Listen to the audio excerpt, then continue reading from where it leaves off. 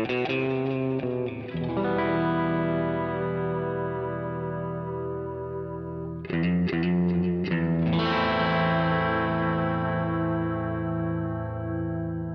listening to Mark of the Maker.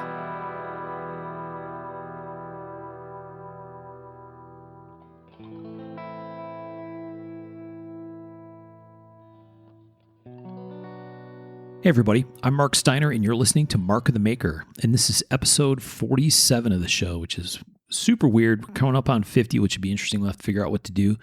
So this is episode 47 and we have a very interesting guest is with us. And we'll get to that in just a second. So we have our usual panel. We have Mr. Michael Birch. Yep. We have a man of many words. And we have Mr. Tom Crine. Yes, sir. I'm here. And listen to Tom. If you didn't notice, Tom's voice sounds extra sexy now. Oh, yeah. Yeah, he's got his jazzy new microphone. So Tom's up to speed on his new mic. That's awesome news. High five to Zach for helping Tom out with getting the mic up and rolling. And thanks to our Patreons. Yeah, thanks to our patrons. Thanks. And we have Mr. Sean Kendrick. Insert opening line to Hand of Doom here. Nice. Better. All right. So we have another guest with us this time. Michael, you want to explain who we have with us? This one's a long time in the making. Good friend of mine and many of us, Mr. Gerry McGinnis. Boy wonder. What's up, guys? Hey, buddy. Hey, Gerry. Welcome. About Thank time. you. It's great to be here. Only took 47 episodes.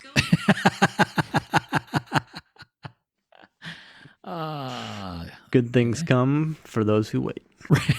Indeed. That was really weird. I just said, hey, Gerry, and my phone thought I said, hey, Siri. My iPad thought I said, hey, Siri. Oh, man. Everything started going off like crazy. All right. So from here on out, we call Jerry Siri, and Tom's phone will be fucking up left and right. Dude. Mm-hmm. Yeah. Nobody's ever called me that one, so I've gotten a lot of other things. Yeah, I've been called a lot of things, but never Siri. Well, cool, Jerry. We appreciate you taking the time to chat with us, man. We've wanted to do this for a while, so. Yeah, man. It's great to be on. Thank you. All right. So Gerry McGinnis Custom Knives, is that the right official verbiage for your knife business? Yeah. McGinnis Knives, McGinnis Custom Knives. Knives, yeah. Not just customs, I guess, nowadays. You got a full range of products going on now. Yeah. Got to try to diversify as much as possible. Diversify. in our little world. Like Wu-Tang. So the usual thing... It's for the children. It's for the children. Wu-Tang's for the children. And so is Jerry's diversification. Gerry knows a lot about Wu-Tang. We listened to a lot of Wu-Tang, didn't we, Gerry? Right. Wu-Tang, Limp Bizkit, whatever. Similar genres. Yeah. Yeah. All right. So one of the things we usually do with guests, Gerry, is talk about your life as a young person and how you, like, where you grew up and all that kind of stuff. So maybe let's start there. So you live in North Carolina now, right? Were you born and raised there? Do live in North Carolina. I was born in the Bay Area in California, and luckily my family had the sense to flee when I was about a year old. Wow. So we moved from, we were actually living in Richmond. If anybody's familiar with the area, okay, that's probably surprising. So we moved to Eastern North Carolina, Rocky Mount, in 1990. Okay. And in 92, that's a pretty big move. Yeah, big move. Like coast to coast. So my grandpa was a VP for Hardee's Food Systems. And their headquarters was in Rocky Mount. So once Grandpa got the job there, he kind of convinced most of his family to kind of move a little closer. So we moved to Rocky Mount. Check that out. Cool. Huh. Yeah. In 92, he bought the farm that we're currently living on, where the shop is, and my parents built their newer house, and I built my house a couple years ago. So very cool. So your folks just kind of uprooted and went from California to North Carolina. That's a trip. Yeah, it was a it was a good change, though. I mean, they didn't want to raise me in the Bay Area. Yeah. And looking back, they probably made the right choice, you know? Right. I definitely wouldn't be making knives, I don't think, if we hadn't moved. Yeah. So, You'd be making change. something, though. yeah, maybe. Yeah. Interesting. All right. So when you were really young, you moved. So you kind of grown up there basically for the remainder of your life so far, right? And you're still there and Yeah. spot. And, you know, I grew up with a family of mostly people from California. And then when I started going to school, obviously all my friends were a little more Southern. So I have like an accent that I can turn on and off and stuff Nice. like that. So, but yeah, growing up on the farm, Let's hear definitely. You can't throw a teaser out like that. Well, you know, I can't.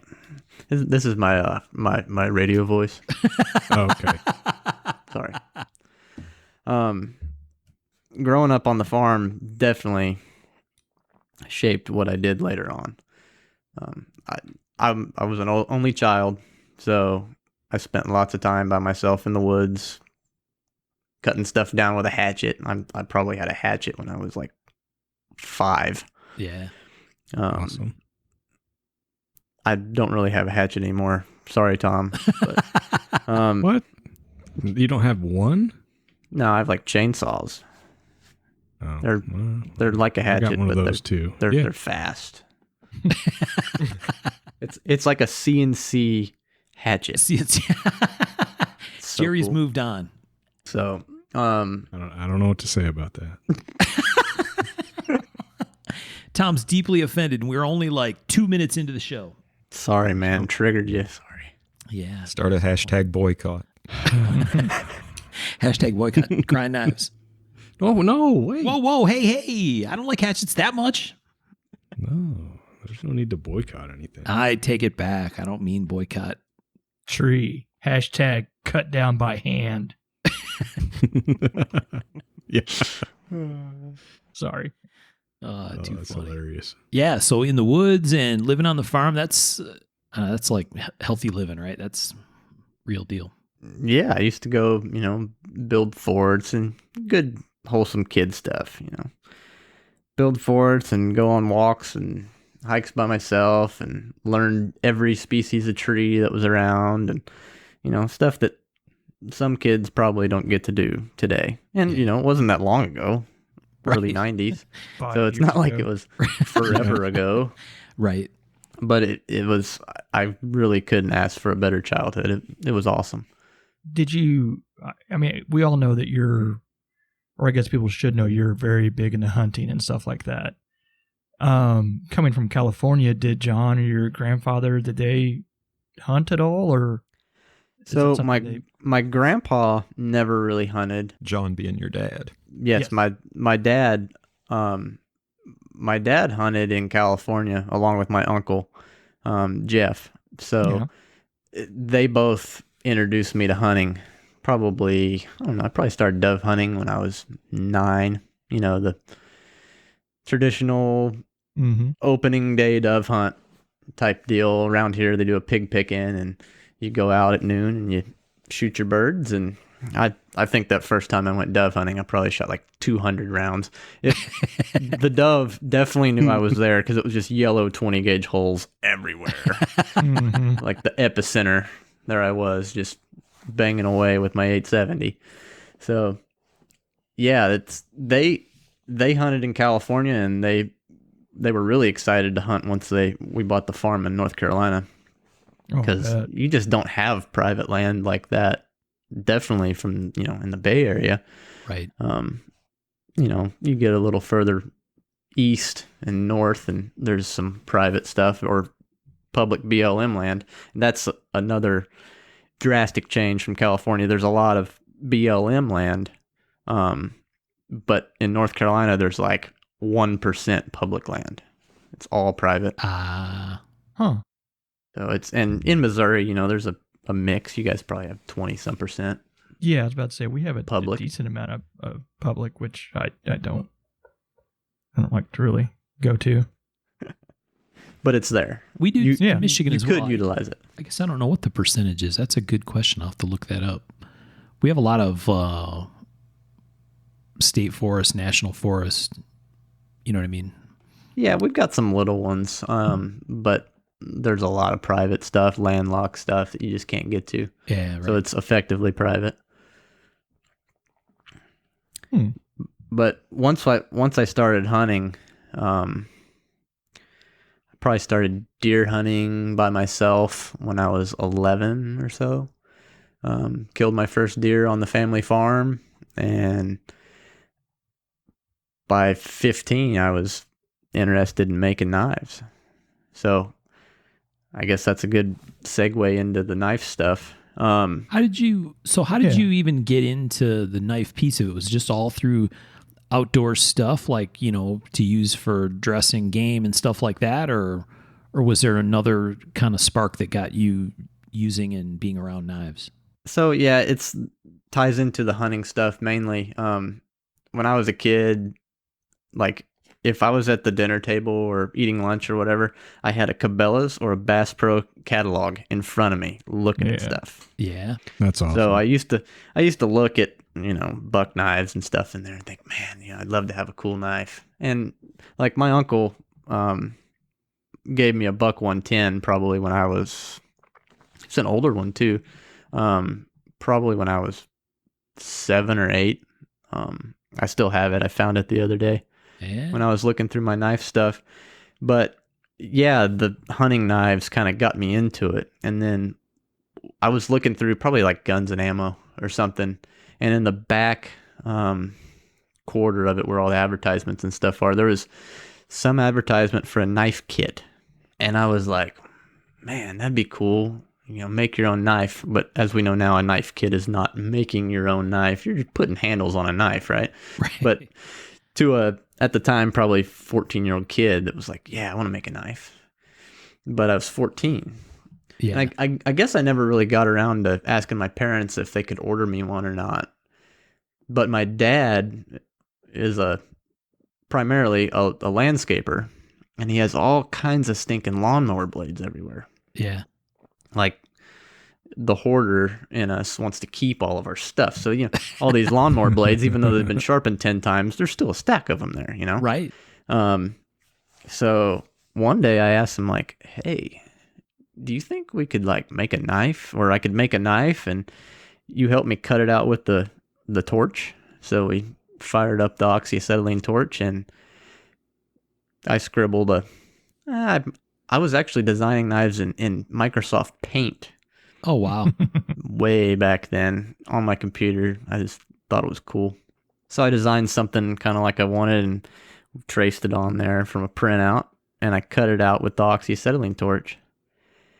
And I still don't understand how I was able to drill 2 1/8-inch pinholes in it with these crappy drill bits I had. Yeah. Because, you know, being at the farm, you know, we had a drill press, and he had his toolbox with some, you know, run-of-the-mill, hey, I bought this drill set down at Lowe's type drills. Right.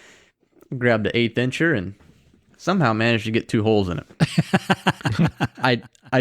I wasn't able to do it on the second one. That's why I was so baffled. That was a learning step to learning how to anneal, you know, because I couldn't get through it.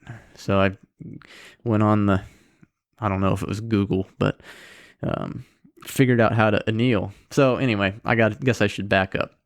I did find the typical, there was some guy that had like how to make a knife in your backyard type tutorial. Okay. It was probably like didn't Don Fogg or somebody have a list of links to tutorial stuff? Was it Don Fogg? Chris website. Crawford, somebody? Yeah, somebody had this website with like 10 or 20 links. It used to be a big thing, right? That websites had a whole link section, you know what I mean, where they would connect to one another to create this little, you know, I'm going to use the word web with air quotes around it. Exactly. Yeah. It was like a series of links where everybody connected to one another. So, in 2004, that's just how you found stuff. Like there was Google probably, wasn't really YouTube. So learning back then from the internet mainly was different than it is now. You go on Instagram, you could probably figure out how to make a knife in an hour just by looking at people's work in progress pictures. But it was different. So anyway, I got through this first knife. It looked horrible, but I was 15, so at least I have an excuse. I like the rest of y'all. Nah. Sorry. I flipped over. This is horribly dangerous, but I started filing the knife, and obviously the lawnmower blade was so stinking hard. That's difficult. I mean, it was doable, but didn't turn out that great. So about halfway through, I was like, "Hey, Dad, you got a belt sander?" He's like, "Yeah." So I got the belt sander, and by this point, I had like my own little shop over in the corner. If you've been in my shop, you've seen it. I call it my reloading room because that's what it was. I started reloading when I was like reloading ammunition, for people that don't know what I'm talking about, when I was like 12. Yeah. So I got into shooting and stuff way before the knife stuff. So I had this loading room, and across the way from my reloading presses, I had an empty bench. So I just repurposed that for knife making. And I probably made my first 15 knives in there, maybe 30. I don't know. Oh, wow. But I turned this belt sander upside down, locked some sparks and gunpowder. Yeah. That seems like a great idea. So it was an 8x16 room. I made sure it was on the other end. Kids, don't do this at home. Right. And I turned this belt grinder upside down and locked the trigger somehow. It might have had a lock. Who knows? The grinder itself is still over in my dad's pile of tools in the other corner. Oh, wow. And I finished grinding it on a upside down, what are they, like 4x20 something belt sander? Yeah. Going warp 9. I mean, it's for finishing wood. Yeah, I was going to say it's probably an aluminum oxide belt. Oh yeah, it was trash. I mean, but it's what I had. So got it done. Yeah, and the next knife, like I said, I had to anneal, which was cool. And then I did heat treat the first one. Probably peanut oil, quenched it in peanut oil, used the torch. But the next knife, I took my time and I draw filed the bevels in and everything. And it looks nice. Like you would think there was like 10 knives between them. Yeah. But it was just the next knife. Then I found out you could buy steel that was already soft. And I was like, whoa, Dad, can we order some of this 01? Seems like a good choice. Great steel. Yeah. So we ordered some 01 and I went at it. I think, I went to an angle grinder to rough in bevels before I filed for a while.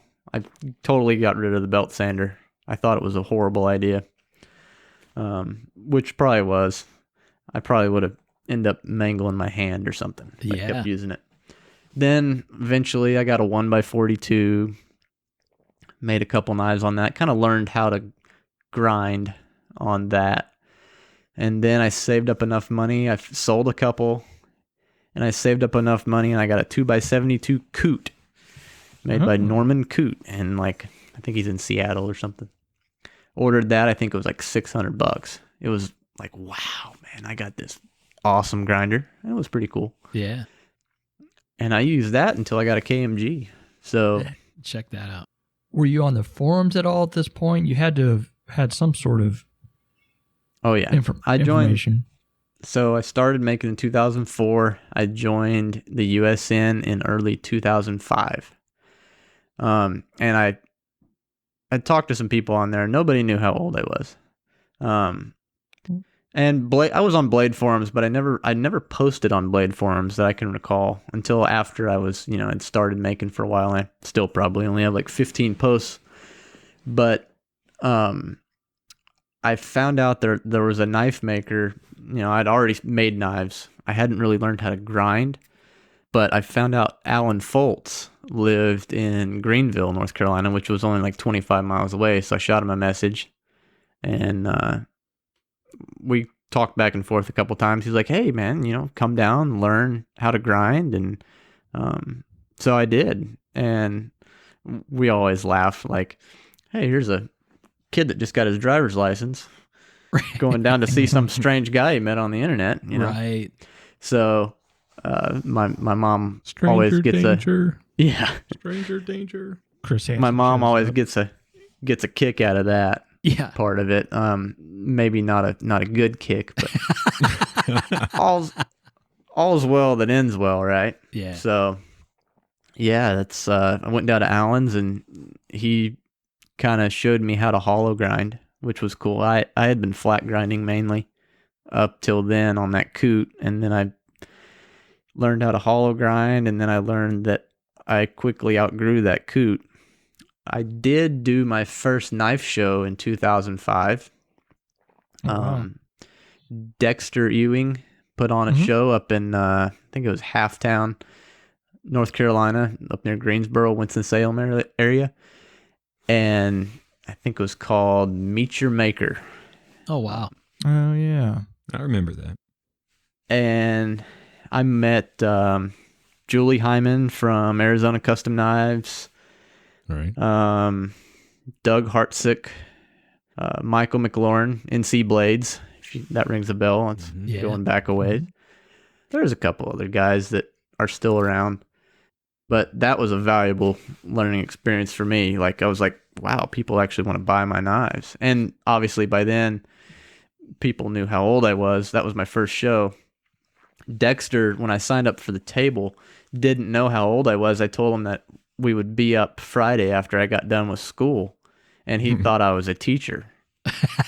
So I show up and he was like, holy crap, you're a kid, dude. Right. Surprise! Yeah. So I was 16 by then. So, Gerry, so had you been to a knife show before you actually got a table at a show? Oh, really? That was your I had never held. Well, Alan went to that show too, so I had held a custom knife, but it was limited to just Alan Foltz's work, and maybe he might have had I'm trying to remember what he had in his collection. He had a Hinderer.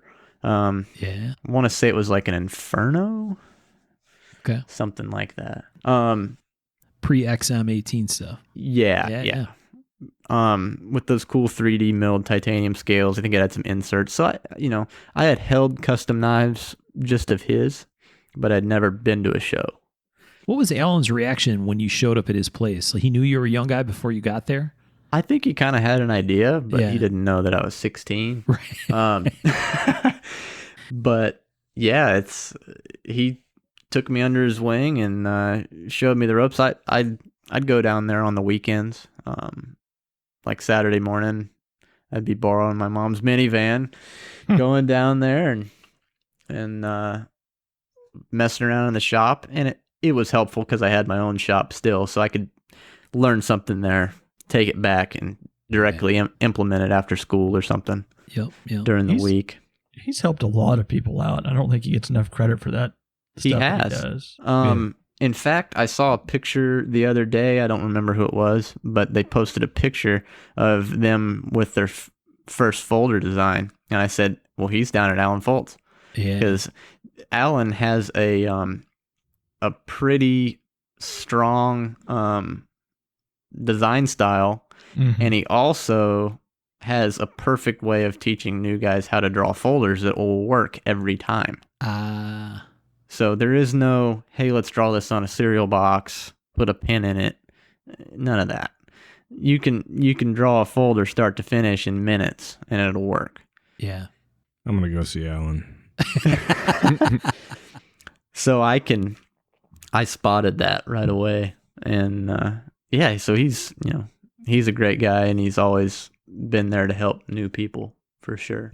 Yeah, Alan's really good dude. Every time I've talked to him, he's been a very approachable, you know what I mean, down to earth guy, super happy to answer questions.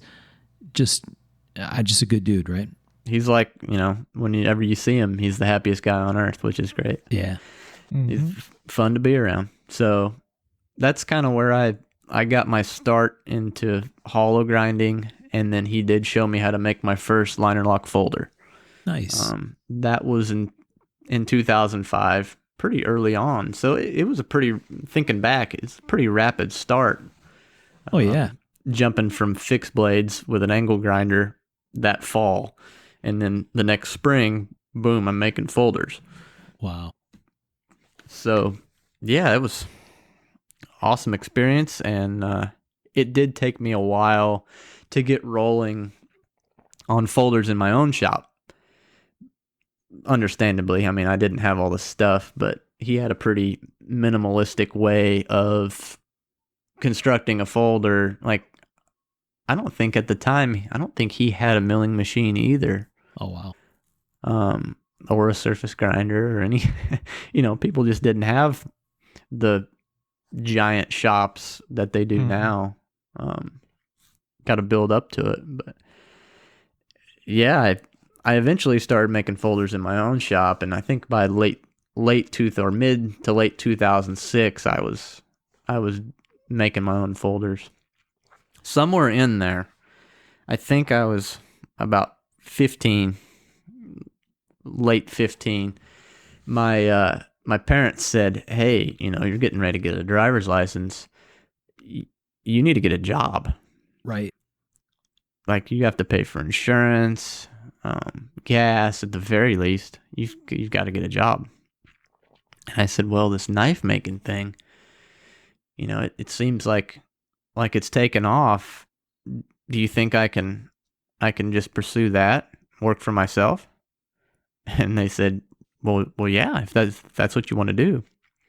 So I think that summer, I'm trying to think back, I might have been 16 by then. I worked for my dad landscaping during the day, out in the heat and stuff. He kind of wanted to teach me that I definitely didn't want to be a landscaper when I grew up. So that was his way of ensuring that I did not want to do that. Right. So I did that, and then in the afternoons when we would knock off work, I'd go home and I'd make knives in the shop, and I was selling neck knives, Model 1 neck knives. I'm sure people listening to this, somebody bought one. Hollow ground, hand rub finish, 52-100 steel, like 2,000 grit hand rub finish, polished G10 or Micarta scales, and a Kydex sheath with priority shipping, $125. Wow. Dang. That's how I cut my teeth making knives. Yeah. Why were they so Nice. expensive? Because, man, it took me so long to make them. Shipping ain't cheap. Was that the 2006, you think? Because that was Yeah. definitely the midst of neck knife awesomeness. Yes. That was definitely neck knife era. And I had Dude, already it's made still folders neck by knife then. era. Man, I kind of wish it was. I kind of want to bring the Model 1 neck knife back, man. They were That'd be cool. fun. Do Ain't it. nobody stopping it but you, man. I know. It's just one of those things where I got to line it up and what I'm going to do. Or I could just be like Birch and just say, "Hey, screw all this. I'm going to make neck knives." Screw all this making money. I'm just going to do what I want. Yes. Yeah, I'll show do them. what I do, Gary. Oh, You got to do that sometimes, man. I think I do it too much, though. You kind of go on tangents every now and again. That is you true. think? Mental health is a good thing. It is. Yeah. Mhm. It is. So, what did those first folders and kind of look like? Are they reminiscent of what you make now at all, or were they completely different? Okay, so I designed this one knife. It kind of looks like an olive drab green dog turd. And it The folds. salesman. Oh. Yeah. So I'll dig it out and take pictures and put them in my group. I've kind of needed to do this anyway because people ask me, what did your first knives look like? So I don't think I ever took a picture of it. It didn't work very well. The lock angle was wrong. It was the first one I made in my shop. I mean, it locks. but it's not like what I do today, you know? Right. And then I think the third knife, so first, second, and the third actually looks like something I make now. Okay. So I buckled down. I designed a 3-inch Notorious, and I think I probably made 3 or 4 on that pattern set that look pretty dang close to what I have now. Huh. I think I have my 4th folder. I sold my first folder. Michael McLaurin owns it. Yeah. Michael, if you're listening to this, remember you said I could always buy it back. So,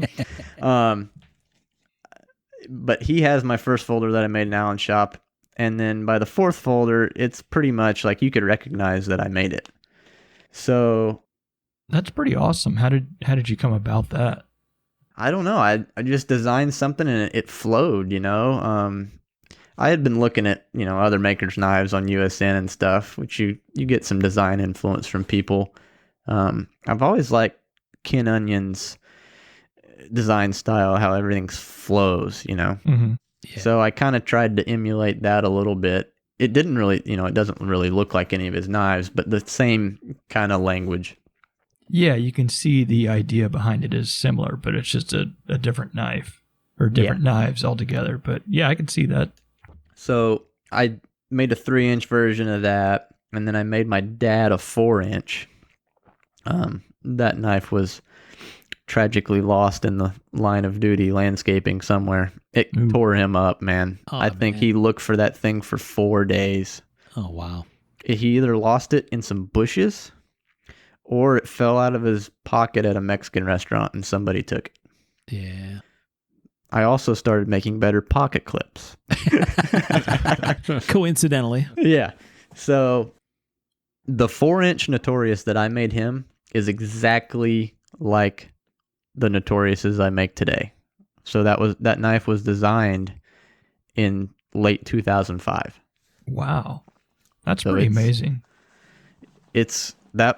That's my design that has super longevity. And then I started somewhere along the way at Blade Show. So my first Blade Show was 2005 that I went to. 2006, I did this horrible thing and I brown bagged, man. Ooh. I brown bagged Blade Show as a small child. Tom's blood is boiling. He's old enough to know better. Yeah, right? That's what I'm saying. Sorry, man. No, it's okay. But you'll be happy to know by 2008 I had a booth with Mayo and all them. So. I think 2006 I probably saw a Tim Gallion Junkyard Dog. Mm-hmm. Yeah. And I thought, man, I want to make flippers. Ah. I was so intrigued by this flipper thing.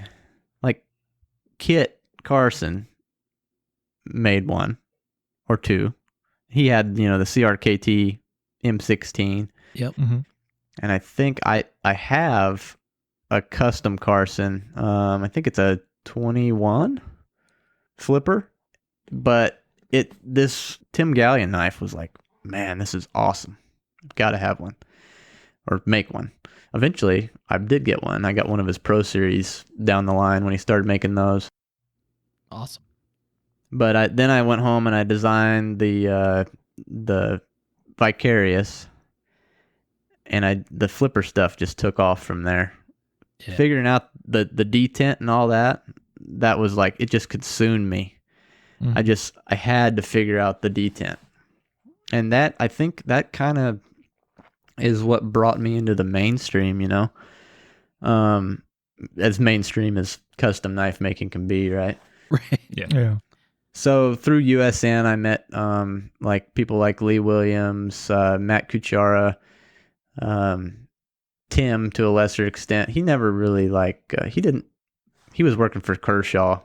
He made knives, but he didn't have a lot of time to talk. I think he had, a young family and all that. But we just kind of bounced ideas off one another for this detent stuff, and they pretty much had it dialed. And, if I had to ask questions, great.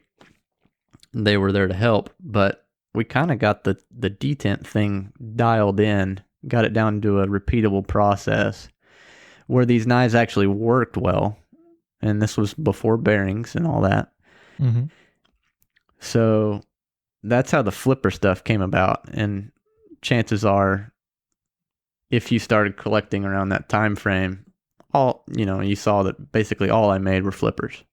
Yeah. And it'll still always be my favorite thing to make. Everybody wants thumb openers and stuff right now, and I enjoy making them too, but flippers are kind of my bag, When flippers hit, they hit hard. I mean, they consumed the market, and for a pretty long time. I'd say For really sure. didn't start seeing a change into more thumb openers and stuff like that until this past year, if you ask me. Yeah. agree. That's a Strong run, man. mm-hmm. And yeah, you're absolutely right. Like Lee Williams and Matt and a couple of other guys were kind of the ones we looked up to for the flippers and being like, holy shit, these guys got it. Yeah. It was awesome. That's a big difference, and I think that maybe that fits with what you're describing, Gerry, with coming up with a system or a process that works. Putting air quotes around the word "works" is the difference between a flipper tab that kind of starts the blade open, right? That you can get the rest of the way open, to something that has that firing kind of feel when it comes off the detent, right? It's got to feel like a trigger, Right. Like I mentioned that Carson, it's a very, very special knife for me. I got it direct from Kit, walked up to him at Blade Show. I knew Kit by this point, but I was like, hey man, do you have a knife I can buy? And he was like, yeah, I think I do. And he rummaged through his bag and out it came. A bolstered 21 flipper with carbon fiber scales, and it's cool. But if you've ever handled one, the flipper is like literally a guard. Mm-hmm. It's not the detent is soft, and it's a flipper, but it's not meant to be a flipper, if that makes sense. Not a flipper in the modern context of the word. No. Sure. Yeah. Yes. And that was one of the big things about the difference between custom flippers and production flippers was, when they did the M16, the M18, and a few of the other production flippers, they didn't have the detent at all that you see today, or the leverage on the flipper like we have. And people would be like, well, that's how you know it's a custom, because the customs can really, make the detent work right. And it took a few years before productions really made a good flipper. It was kind of crazy. Yeah, I think in that time frame, flippers were kind of uncharted waters, definitely in the production side as an opening mechanism, and still very much so in the custom side of things, because it was like, how are you guys getting the detent like this? And there's a formula to it. Well, and it's common knowledge now. It's so prevalent and so many people do it, and people forget that not that long ago, it was new and mysterious and something that just wasn't done. Yep. Absolutely. Yep. And it was cool figuring it all out and seeing it all play out. And, at the time I didn't think anything of it, but looking back, it is kind of like history, so. Oh yeah, absolutely. So maybe one thing before we get too far down the rest of the timeline, I mean, this isn't really, like to Michael's point, it's not really that far back. No. Because I think it's part of the whole integrating a flipper in is the design side of this thing. So you mentioned that you were drawing knives in MS Paint once upon a time, right? So yeah. So for people that aren't familiar with your family, your mom is makes ceramic stuff, right? She's really an artist. She, I think, has worked in lots of different mediums, right? Oh yeah. Yeah. She's been an artist ever since she was a little girl herself, and went to school in the Bay Area for it. And her most recent venture is ceramic tile making. Tiledots.com if you're interested in any of her fine wares. Yeah. She makes, I mean, I'm not just saying this because she's my mom. She makes phenomenal tile. I mean, it's crazy stuff. Yeah. It's gorgeous and artfully done. Well, thank you. One of my buddies that's local that I hunt and shoot with and went to school with, he texted me like a year ago. He was like, I had no idea I would enjoy looking at tile this much. I mean, for a 20-some-year-old guy, that was pretty high compliment, I think. Yeah. So I mean, you're having with your mom as an artist, right? She had a studio and a place to do that kind of stuff as well. She told me one time when we were at Blade Show, I think, waiting to have dinner together, that you would come into the studio when you were very young and do stuff, right? And I have to believe that has had a huge influence on whether it's your design stuff or your ability to see things, right? I think people that understand art and design, they see stuff a different way. Oh yeah. I mean, it definitely, the visualization thing, it definitely helped with that. And I wouldn't say design style, because I've seen my mother design knives, try to design knives, and she has some really cool ideas. Not really my style, right? But yeah, it all flows together. Yeah, and just being from a creative family, creative stock, if you have to put it that way. I mean, it had to have helped, right? So not just and my that. dad's always in the shop making stuff. right. He had a 75 Camaro that he was converting into a circle track car, and I used to enjoy watching him work on that. He put a cage in it and all that. So he's always been handy. So, I'm kind of a fusion of the both of them. Yeah. Yeah. Well, I think it also allows you to, for them to be able to say, yeah, that you can go ahead and do this weird thing of knife making. That's a big thing. Yeah. And my parents didn't, I mean, they got it.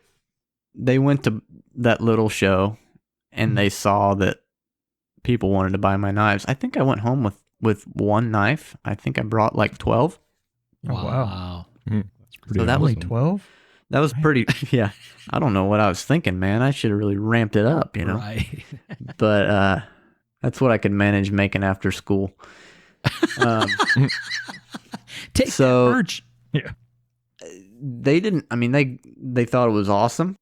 They thought the people were cool. And then the next year when I went to Blade Show and I told my mom, like, hey, I've got to be down there by 1:00. She was like, why? I was like, I have to meet Julie Hyman. She wants to look at these folders. And she was like, yeah, whatever. And she's told this story to a bunch of people. So, those giant chairs they used to have in the lobby of the Waverly? Yeah. Oh, They yeah. might still have them. But they were in a little tighter circle back in those days. And I showed up and people saw me and they kind of, I guess they knew who I was somehow. And they started kind of flocking over. And Philip Doss was sitting there. You guys remember Philip? Yeah. Yep. Knife seller. He was there, and I started showing my knives to Julie, who looked like she had just gotten out of the pool with her kids or something. And my mom says that was her cue to realize that this was like a big deal, because if a lady comes from the pool with her kids with wet hair into a lobby of a hotel, she means business. Yeah. She wanted to make sure she didn't let these knives slide. I mean, it's a fairly nicely made $380 folder, So who wouldn't want in on that? Especially made by a small child. So she said that trip down there kind of really solidified the knife thing for her. She was like, wow, okay. So I guess you have made a name for yourself, at least so far. Yeah. So she knew that it was a serious thing then. Right. Well, I think like Michael said, it's interesting because, it's a really good point. There's a lot of people who are not of the mindset that it's okay for their kid, basically, right, to head off in a creative kind of direction. It's hard to let that happen, right, for lots of people, because it doesn't seem like it's a real thing, right? Oh, it's not a real job, or it's not a real thing, or whatever. But dude, it could end really badly. Oh yeah, you know? But because both your parents are in that kind of craft, creation, make stuff kind of side of things, you know, maybe that lets the door be open, and then the fact that you were able to do something with it, boom, boom, boom, you're there, right, and on the scene at a very young age. Yeah, I mean, looking back, it was kind of crazy how quickly it all came together. And I worked at it. It was and is still a passion for me. Yeah. And even though I was, hooked in by the time I graduated high school in 2007, they said, look, you have to have something to fall back on. So I went to college. And I started going for engineering. And then I learned quickly that math was not my thing, man. Yeah. But I knew knives were my thing. Right. So I switched to business management, focusing on entrepreneurship. There you go. And that was way more my bag. Yeah. So that was a really smart choice, I think. I got experience, but the cool thing about being in a program like that was I was the only kid that had experience. Right. Right. So I was able to make almost my whole curriculum focus towards the knife stuff. Yeah. So even though I was going to school, it was like I was furthering my business just being in class. Right. So that was really cool. So you're able to do like your projects and stuff and directly apply them to what you had actually going on with knives. Yep, exactly. That's crazy. It was great. I wouldn't change a thing. I'm really glad that I didn't go for engineering, because I probably would have quit making knives, and I probably would have been working in a machine shop making prints for machinists that would hate me because I'm making prints for things that can't be machined. You know how that goes. Yes. Mark, I'm sure. Once or twice I did that. Yeah. So for anybody listening, there's a serious disconnect between most engineers and then the people that are actually machining. That's a very good point. Yeah. All the textbooks in that realm say things like trigonometry in theory and practice. Yeah. And they're heavy on the theory and they're super shitty on the practice. Yeah. So that was one of the benefits I had as a young engineer, working in a co-op program where I worked and went to school and worked and went to school back and forth every 12 weeks. Was it didn't take me very many trips to the prototype shop to talk to the machinists trying to get some kind of kooky prototype part made before I very clearly understood that I needed to be smart about actually being able to make what I drew. Yes. Because I was a fucking idiot for what I was doing. They made that very clear. It was a very good growing experience. Probably exact words there. Absolutely. I have never worked in a job shop or anything like that, but I could see where it could get really hairy really quick. I have worked with a knife designer that did not know how to design a knife. So, well, I'm sorry, Gerry. I tried my best. You know, it was I our thought it was going to be a cool collab. Okay. Sorry, man. No, but being able to do it all as a knife maker is kind of really important, you know? Yeah. And as we get further along in this story, it's imperative for you to be well-rounded in all things, otherwise it just ain't gonna work, man. Yeah. You get stagnant real fast. Yeah. So, let's see. So you went to college. I'm in college. Your mom goes to college. And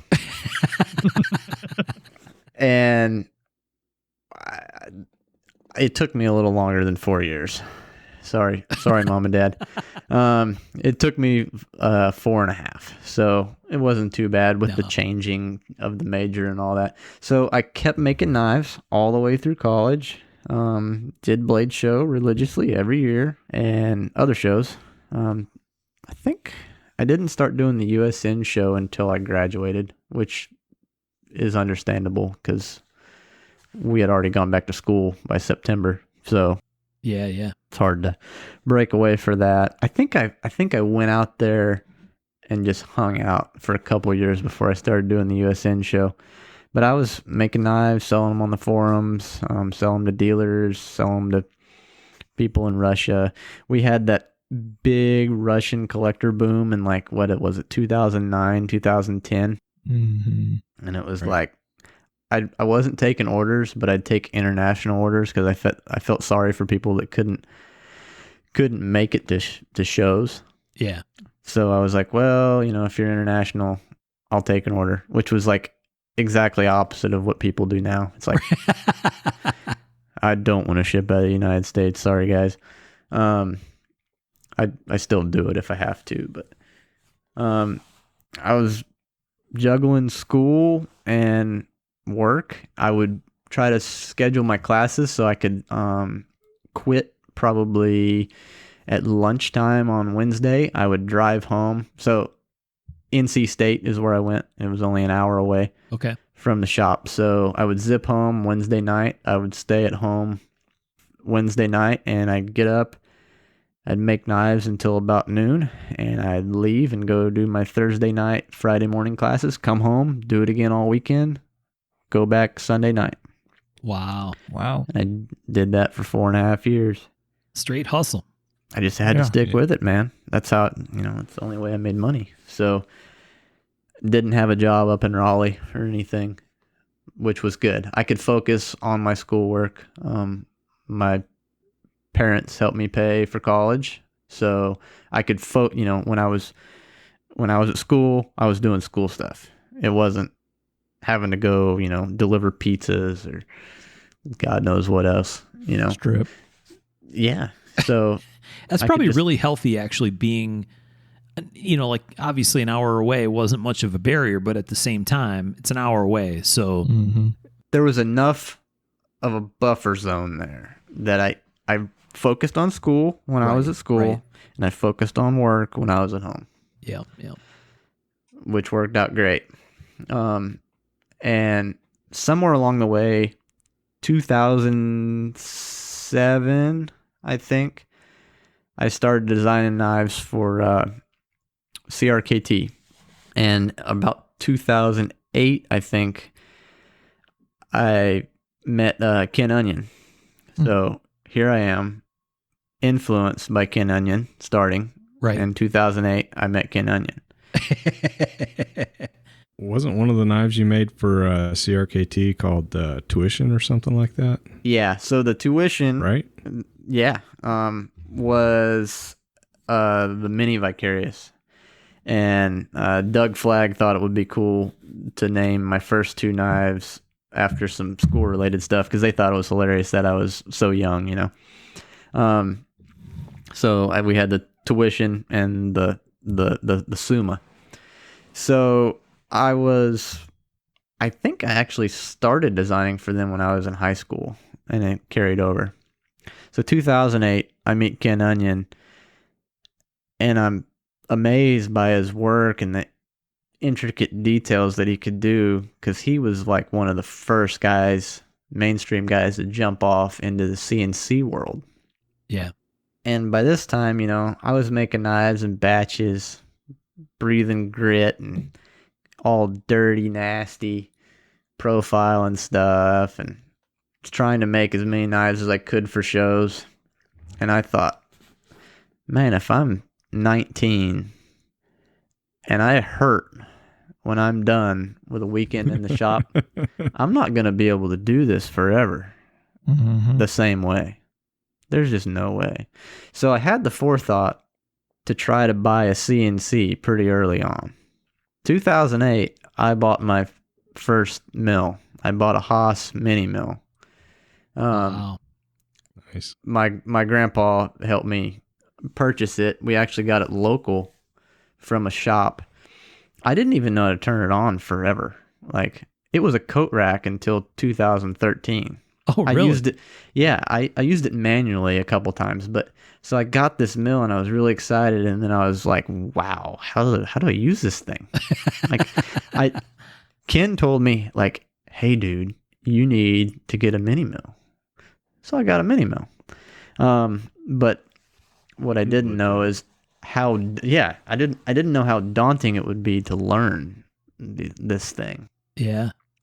So, I didn't, with school, I didn't get around to learning this thing for a while. And after I graduated, I was making knives manually. I never used water jet or anything. I went straight from bandsaw and slitting saws straight to CNC when I finally did it. But man, that was a learning curve. Yeah. But once I was in, I was in. That's what I was going to do, man. There was no flippy floppy, like, hey, let's finish these parts. I was just I was talking to another maker that we're all friends with the other day that doesn't have a CNC yet. And he was like, man, I got all these parts, water jet, that I got to finish out.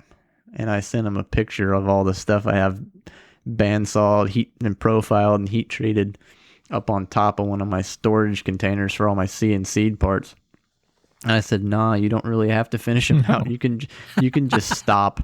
Right. True story. I've got piles of stuff that I can't go back to because the CNC, I have a certain way that I want to make them now, the new, better way. I can't go back to the old way. Yes. This is more precise. I can't go backwards. I can still make a knife. I can still make a knife quickly and proficiently on completely manual machines.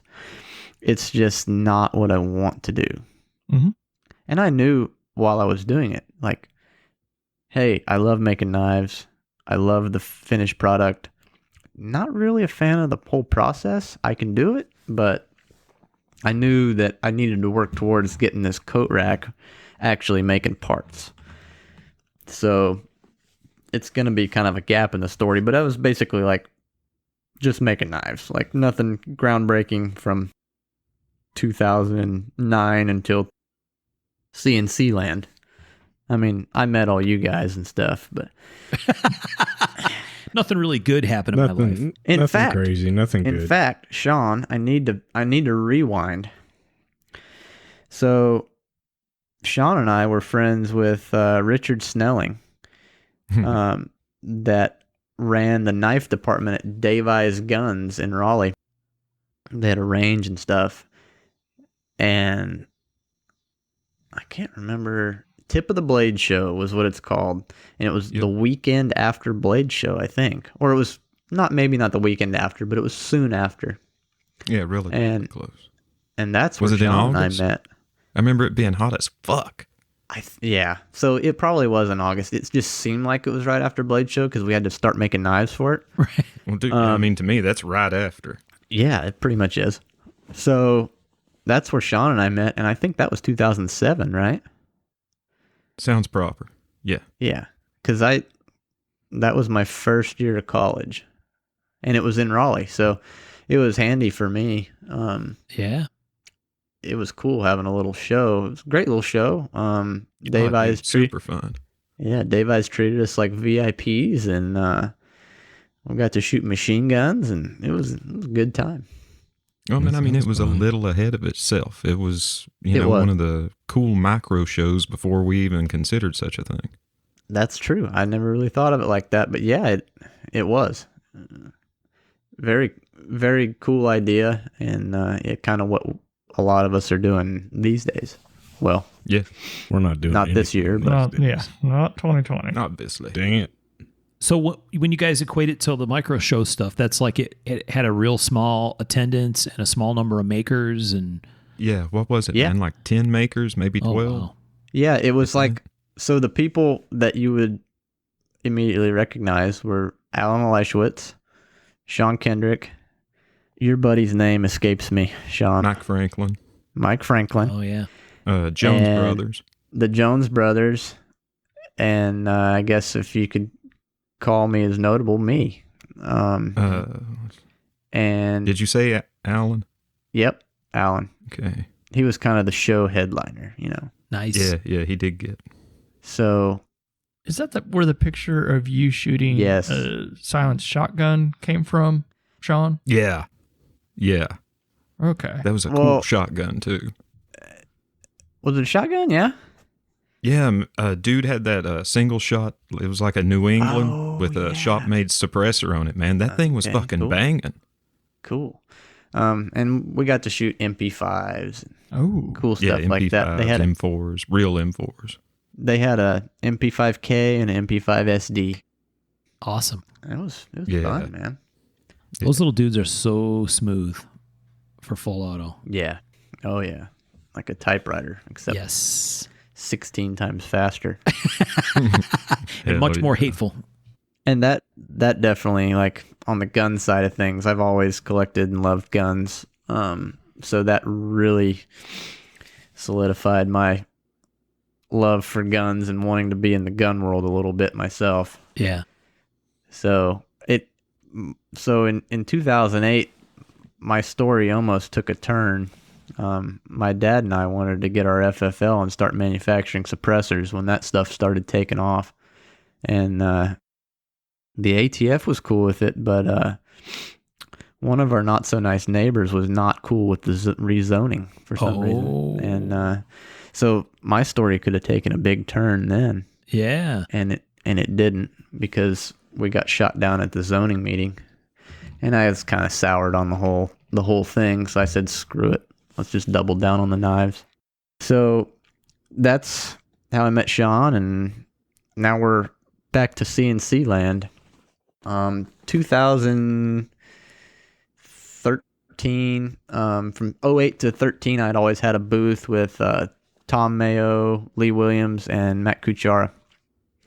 And Lee bought a mini mill in, I think, 2013, late probably, early 2014. And he was like, man, why don't you get that CNC running? Like, you've got it. I just bought the same one. Why don't you get the same program I've got? And let's learn. Yeah. Get that thing rolling. So when he bought his, he went to the factory outlet and they had a class on one CNC, which is what we ended up getting, and he liked it, so he bought it. And it was pretty affordable. So I said, screw it. Yeah, I'll go ahead and get it. So for the first month or two there, we kind of bounced files back and forth. He had a buddy that worked in a job shop. Didn't use one CNC, but he picked it up quick. It's pretty intuitive. And we kind of just bounced files back and forth, learning. That's how I got my feet wet in the CNC side of things. And man, did I learn a lot. Holy smokes. That's an intimidating thing when you don't know anything about it, really. I mean, I had researched it, but okay, G54, what does this mean? How do I set it? Why is this important? It's just, you could do 15 episodes on just CNC stuff on Mark of the Maker. You know? How people made scrap, Right. But I figured it out. It's a steep hill, like you said, right? Because did you know stuff about the machining side of it other than like the learn school hard knocks kind of stuff, or? Only the, what little you learn machining, making knives. I started making folders on a Tag mini mill, which is like a toy. Yeah. Mm-hmm. And I made knives on that thing for 10 years. Yeah. Until in 2013, I finally said, man, this thing is little and honestly pretty horrible. I'm going to get a Bridgeport. So I got a Bridgeport, and then boom, I learned CNC soon after. Right. But I'm glad I got the Bridgeport and got probably a year on that, learning some more advanced machining stuff other than what you can do with a little toy mill. I think Michael did it backwards. I think he got a CNC and then he got a Bridgeport. That is correct. Well, but he had a capable milling machine in the big scheme of things. Yeah, Yeah, it had something that worked. But you still use both of those, oddly enough. Oh yeah, heck yeah. I've got one of the same ones that Michael has, that little red one. Mm-hmm. They're great for 2 of those. The little mills definitely have their place. I use my little tag. If you have one of my folders, I do the thumb jimping or finger jimping on the flipper tab with it, and that's all it does. Yeah. I keep a Dremel cutoff wheel in there. It's got a 20 tooth per inch lead screw for the Z-axis, and which is 50 thousandths apart, and it's one turn of the handle. Yeah. And that's how I still to this day do the jimping. But yeah, learning the manual stuff, it's important. I see guys jumping straight to CNC, and it kind of, one part of me wants to say, hey man, you guys are cheating, and the other part's like, hey, maybe you're a lot smarter than I was. Yeah. So just because it's mainstream now doesn't mean that it's bad. Yeah. It's kind of like we used to think, you had to be making fixed blades before you hopped in the folders, which you don't, I'm getting ready to start making fixed folders. No. No. Well, you've got plenty of background making fixed blades. I think it's okay. You can make the plunge, man. A couple more years.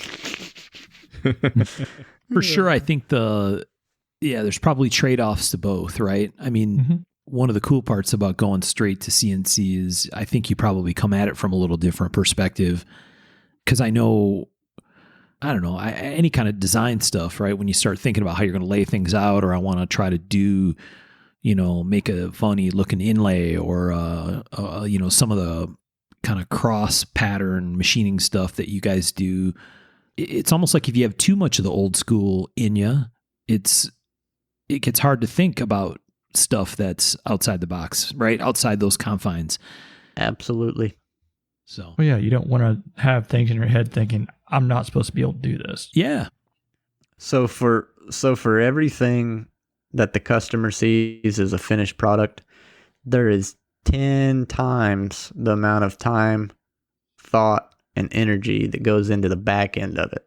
Right. Of how you're going to lay the stuff out, how you're going to fixture it, tool pathing, and just every little thing. Or, so I selected this tool path and it ain't going to work. So what am I going to do? Or the program says, try again. And you miss one number, boom, you got scraps. So even with integrated CAD and CAM, you can make mistakes pretty rapidly, Right. Expensive ones really fast. Yeah. And I make mistakes just like anybody else. Not 3 months ago, instead of a 60-degree chamfer mill, somehow I got my tool number off and it grabbed the 1/8 inch end mill and used it as a chamfer mill. Well, the front of my bolster, or the bolster fronts of my handles are gone, so I had to throw those away. Right. And it was on a knife that was already had inlays in it, 3D machined. I think one of them was Timascus. The inlay was. I popped that inlay out and I put it in another knife and lowered the Z depth of my ball end mill by 1,000th so it would clean it up. so I didn't have to scrap that inlay, which was great. Yeah. But yeah, you can make scrap on a CNC quick if you don't know what's going on, or you get complacent and you don't go back and double check or run a simulation of your tool paths. And Well, it's like when you're doing like the manual building or whatever, everything's almost in a slow motion. You can be like, this is going the wrong way. Once you hit the go button, all those decisions need to have already been made. Yes, your mistakes are already pre-built into the program. Sometimes it's not even intuitive until like you put it on the knife. I think, Birch, you did a fixed blade and like the grooves on the handle were like not symmetrical or something, right? Yeah, there's always something that you start realizing you need to start planning ahead more and more and more. Because you'd be like, okay, this is supposed to work. This is supposed to work.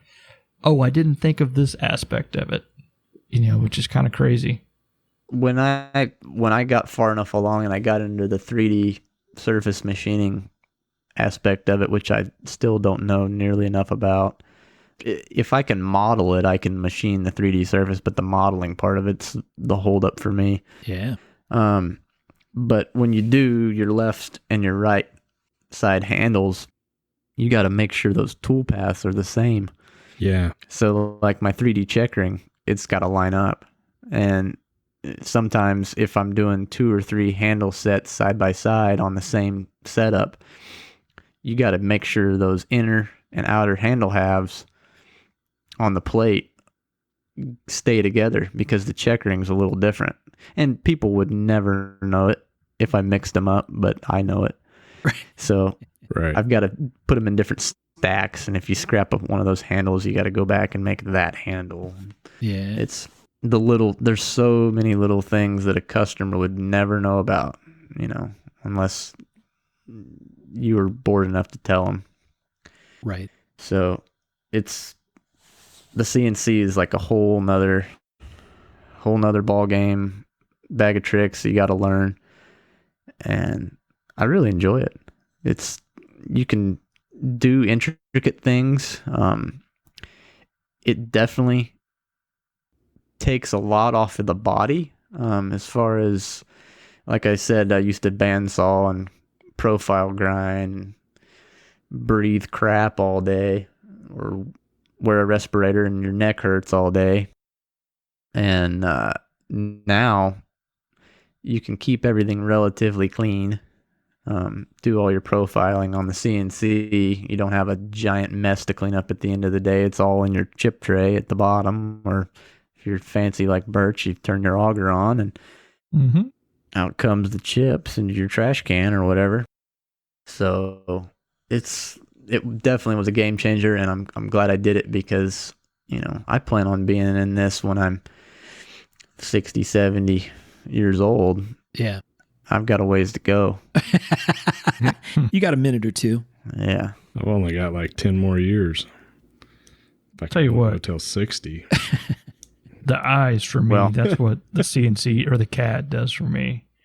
I get hurting staring at the computer when I get deep into drawing mode. I try to do it in spurts. I can't, though. I get something in my head and I'm just like, I gotta go, go, go, go. Usually I'll like sit down. I guess this is a good segue into the design aspect of things. I still try to design on paper to start with, and then I'll scan it in and go from there. Yeah. For some reason, I'm not real good at just designing on the screen. I can do it. I made myself do it. The spoke was my first design that I did, first folder design that I did purely on the computer. And it was different, man. Tracing enough scanned in drawings with my arcs and stuff, I guess kind of taught me how to do it in the computer. But it's a whole different way of thinking. Yeah. It's a good way, because you can see what's going on live, and you can rotate stuff and it goes pretty smooth, but it's just way different thinking about it like that. You don't have a reference. When you're drawing with your hand is there. Everything seems to be in proportion. I've made myself do the same thing of drawing, with no reference, no nothing, which seems like you're drawing in a vacuum because there's no reference points besides, your grid that you can set up. Yeah. But it still, to me, is harder because there's nothing, there's not a quarter next to it or something to be like, oh yeah, this is the size, or this is, it's tougher for me. Some people, that's the only way they can draw. Yeah. It's like, okay, so I've got a 3-inch blade here. Well, what the heck is that going to look like in my hand when I'm done? Right. So I do a lot of scaling in there too, which is cool. If you design something and you don't like the size, well, you just blow it up or shrink it down. Your hardware has to be gone all through and the mechanism has to be totally redone, but at least the profile is still the same. scale, Mm-hmm. I think maybe part of that connection to the hand is because it's a tool you use in your hand, right? I mean, Exactly. It's like it's all connected to that same thing that's making the drawing. So it makes sense that, I know from even just a little bit of stuff that I did with Michael being down at his shop and we're sitting there drawing out shapes, trying to come up with a design. There's arcs that naturally flow out of your hand that maybe not surprisingly fit with your hand, right? I mean, they just all make sense together. Absolutely. So maybe it's all just connected back to the hand. And I go through my sketchbook sometimes and I'm like, man, I drew this same knife 4 different times a year apart each time. Yeah. And it's like, that's just what wants to come out. And it's amazing how close you can replicate something out of your mind when you're designing, and you don't even really know it. It just flows sometimes. Yeah. But it looks so similar when you go look back. It's like, wow, that's the same knife, man. What the heck am I thinking? Right. Yeah. I think I've said before on here how I've drawn a knife and made a variant of that knife, which ended up being a tracing of a knife I've already made before, and been like, what in the hell? Like I made a circle. Yep. Sometimes I sit down and I'm like, I want to design something new. And then I just look back through my sketchbook and I'm like, man, that's a really cool knife. Why didn't I make that? So I just take a picture of it and I go make that instead, Yeah. So. Well, I don't know about you guys, but sometimes the creativity like comes and goes. Sometimes it's like I can sit down and I can draw a knife. No problem. Multiples. Sometimes I can't. I try and it's like I'm forcing it and I can't come up with anything. I definitely experienced that too. Oh yeah. That I don't mind. That's my relaxation, my meditation is design. I can just sit and draw all the time. It doesn't bother me. I can always come up with a knife. Like I can draw a knife. I just don't know if I'll like it or not, Oh, they're not all home runs. That's for damn sure. Happens. Yeah. We kind of joke around, right, with Michael that every knife is a tangent, right? Because it's like they all have that thing that makes it look like a tangent, right? There's some key features and shapes and arcs that are like, yep, that's a tangent. And yes, but that's also part of what makes design language, right? That's part of why you can look at a knife and say, oh, that's one of Birch's knives, right? Just like you look at Jerry's and say, oh, yeah, that's one of Jerry's knives. You just know looking at him, right? Or Sean or Tom, or, lots of people. It's just there's some commonality that I don't know. It talks, right? You can hear it, or you can see it. It comes through, and that's one of the fascinating things about this whole thing, right? It's one of those ties back to the realization that it really is art, right? Like, okay, it's craftsmanship, it's making stuff, right? It's, dudes in black t-shirts at knife shows, but it's also art, right? There's a big piece of it that comes back to, a design or shape or something that has to appeal to people and be marketable and really grab people's attention. Fun fact. I've never made a black knife t-shirt. Oh, there you go. But as Jeremy Horton will give me a hard time for, I do love me some burnt orange. Yes. So. Sorry, Jeremy. Oh, I also like long sleeves, but Jeremy doesn't like long sleeves because they say, and I quote, they make his pits sweaty. Well, so. I mean, whatever, if you're not man. going to like it, that's a good reason, I guess. Yeah. Function before form, right? Sage words from the man in Camden. Yeah. That's right. All right. So we talked CNC. We talked a little bit about design stuff. For your stuff, Jerry, do you kind of have do you do this thing where you have sort of a worked out primary mechanism section, right? Like the pivot and the relationship to the detent ball and the lock face kind of as a core thing, and you draw out from there? Are you more like a start with the shape and then figure out how to fit the rest in? Man, that first scenario that you just laid out, that sounds like a great idea, but I don't do that. I actually, I I start from the origin, basically. I'll center my pivot at the center of X, 0XY in my CAD, even if I'm scanning it in, and I go out from there, and I size everything. So I don't use. I've got a couple different size washers that I'll use, or God forbid if I have to, I use bearings in some of the ProLine stuff, or collabs if somebody really wants to use bearings for some reason. And I kind of optimize everything for the size knife I want to make. Yeah. So I'll still use the same pivot, and I use 2 different size stop pins. But if I'm making a little knife, I'll size the other hardware and washers and stuff accordingly.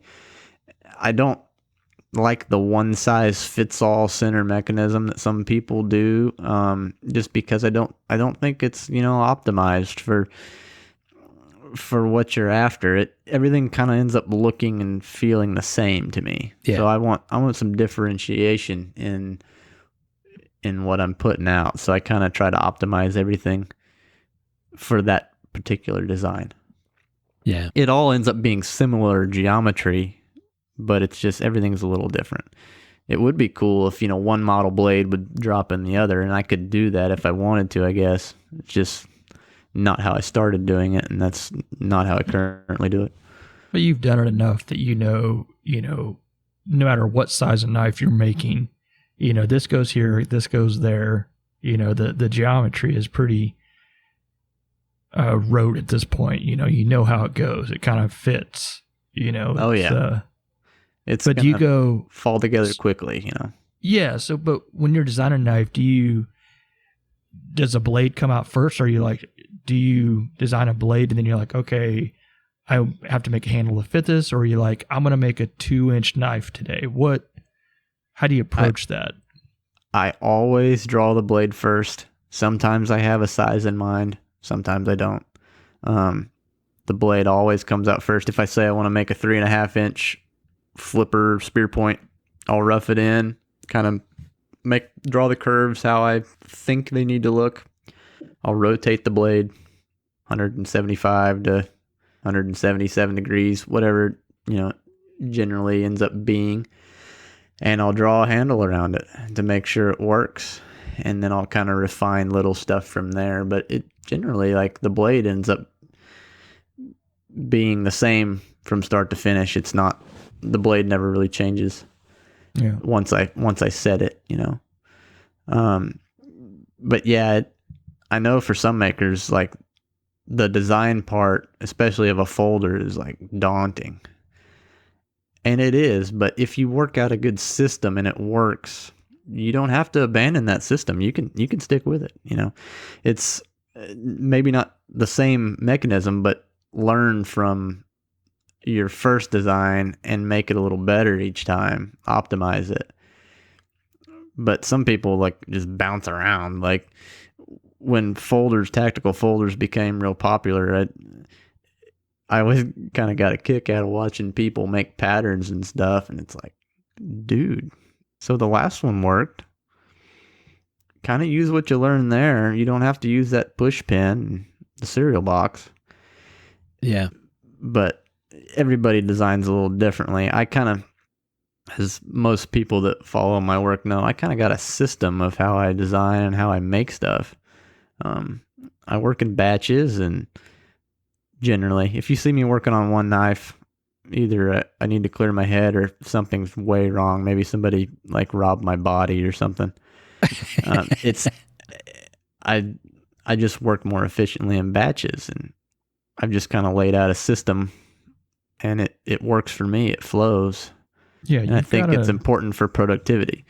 You've got a very efficient system, which I found out very quickly. This goes here, this goes at this point, at this point we do this, which was very interesting and very different than how I do it. It was definitely an eye-opener for me to watch how you work and then wish that I worked that way. It keeps me from getting sidetracked. I'm sure. And I'm not saying that it doesn't still happen, but I try not to, because I know that if I just stop and obsess over this one little thing, that I'm not going to get my work done, man. Yeah. It's just not going to happen. So I still do that with like, hey, I want to work on this rifle, but at least it's something different. Well, you know what you want to make, and you know that how you make it works every time, or, for the most part, if you don't fuck something up, it works every time. Oh, yeah. And that's a good way to approach it. It's a healthy way to approach it. I'm very much, I like to change something because some bullshit curve bothered me or something like that. I really did work on my workflow coming back from your shop after that. Cool. Well, I can't say I really, took it to heart and, lasted very long, but I worked on it. I thought about it. I see you working on more knives at once. I do. I very much get in my own head about the amount of knives that I can make, when in reality it's a drop in a bucket. I can make more than 3 of one model and be okay. Oh, yeah. It's all that weird shit. You have plenty of demand. You could make 10 or 12 of one thing over the course of, well, however long it takes you to make that, and it would be fine, So, I just kind of found my system and groove of how I work. It just really works for me. Some people it doesn't. I've never heard anybody that came to my shop to visit leave and say, dude, like, that'll never work, So it does work. I have some interesting things that I do when I grind. I grind the knives with the blade and the handle. I have 60 grit belts. I have 220 grit belts. I have 400s and I have 800s. And I have some finer ones than 800s. I don't have any of that crap in between. I grind 60, 400, 800 when I'm grinding blades. It just works for me. I grind really close with the 60. I can get all of my 60 grit scratches out with the 400. 400 to 800 is not a big jump. Can generally get all the scratches out. And I'm off to the races hand rubbing after that 800. And there's nothing that's going to take me long to get out. So yeah, that was one of the things I remember Michael talking about when he came home. Pretty crazy. It's crazy, and I'm like, and I see him do it, and I see that it works, and yet when I try it, it doesn't work. It's very frustrating. I watched Bob Terrazula do the same thing, but do you fix your grind, or do you do that hand grinding, Gerry? I generally freehand grind. All my customs are freehand grind. Wow. 60, 400, 800. Wow. Yeah. Try it. I know that you've got your system as well, but yeah, I identified that when I was grinding, I made more mistakes trying to step through the grits than I did just jumping grits. And that's a real thing. I mean, in any manufacturing process, right? You're just chasing it. If you're not super duper confident, like say if you go 60 to 120, well, that's not a big step. And you can chase stuff and over obsess about stuff. I know that if I can nail my 60s and get a good, nice flowing plunge and cleaning up with the 400s, nothing. So you use a belt for each knife. A lot of guys do that anyway. So I cut out a lot of my waste and stuff I had to keep on hand. And greatly use a 400 grit belt on each knife. I usually can get probably 2.5 folder blades out of the 60 to 400 grit jump before I'm fighting it too much. I grind everything hard, so yeah. If I'm fighting it, it's not efficient for me, so I'll just chuck it. I'm not using crazy expensive belts. They're like probably $3 a piece. Yeah. So I use a Kling Spore yellows. Gotcha. Usually. Those are pretty good belts. I've used them before. I've been using those Hermes ones. They're blue. That's what I've kind of settled in. I used to use X-weight belts for the 400, and that's a whole nother story. Have you tried any of the, I think it's Red Label belts? I haven't. They're ceramic. Yeah, it's a 400 grit ceramic. I've been using them, and they're pretty cool, and they're basically the same price as the Klingspor 400s. What brand are they? Red Label. Red Label? Yeah. Cool. I'll check them out. Does Pop sell those? I don't think so. I buy them direct from them. I'll send you a link. Ooh, fancy. Red Label abrasives, right? Red Label. Yeah. I've learned something new every day. I've never heard of them. They've been pretty good. Dude, a ceramic 400 sounds right up my alley for doing the 60 to 400 jump. I think I'd probably get a lot more life out of them. Yeah. They want to clog up, so you got to kind of use an air hose to blow them off, but they'll keep going. Nice. That's awesome. I think the thing that we just talked about, we've talked about before on the show, about collaboration stuff, right? Where people get together and, okay, it's one thing, one interesting aspect or a dimension of collaboration stuff is the one maker goes to the other maker's shop, they work on a mutual design together, they produce the knife, and they sell them at a show, whatever, right? And inevitably, we've talked lots in the past about how makers always take something away, right? Sometimes they take a lot away. Sometimes it's more like process refinement or something else, or, different steps to do or doing different orders or whatever. But one of the things that we talked about earlier was like your work with Lee and some other people where, those are collaborations too, right? Like where you're learning CNC stuff and Lee's doing stuff at the same time, and you're kind of comparing notes and making changes and sort of long distance learning together along the way. And that's such a key piece to this whole world, right? It is. People make such big jumps when they do that. Yeah, it's awesome. And you probably wouldn't see it in too many other industries, I mean, you're quote unquote competitors, even though we're not competitors. In other industries, man, they're not going to tell you how to better your stuff. Right. But in the knife world, it's always been like that. And it's cool to see. Yeah. And there's so many makers now. It kind of blows my mind. Maybe they were always there. Maybe Instagram. Who knows? I can still remember you, me, and Luke up in the room at Blade Show, and you're showing us how to design a liner lock. I was thinking Dude, about that earlier today. You're like 15 or 16, man. It was crazy. I was just a boy teaching Lucas Burnley and Tom Crine how to design a folder, and we're like taking notes. It was pretty cool. And that's, unless you're on a podcast like this, who's ever going to know about that, Right. Yeah. So it's a cool world, man. I'm privileged to be a part of it, honestly.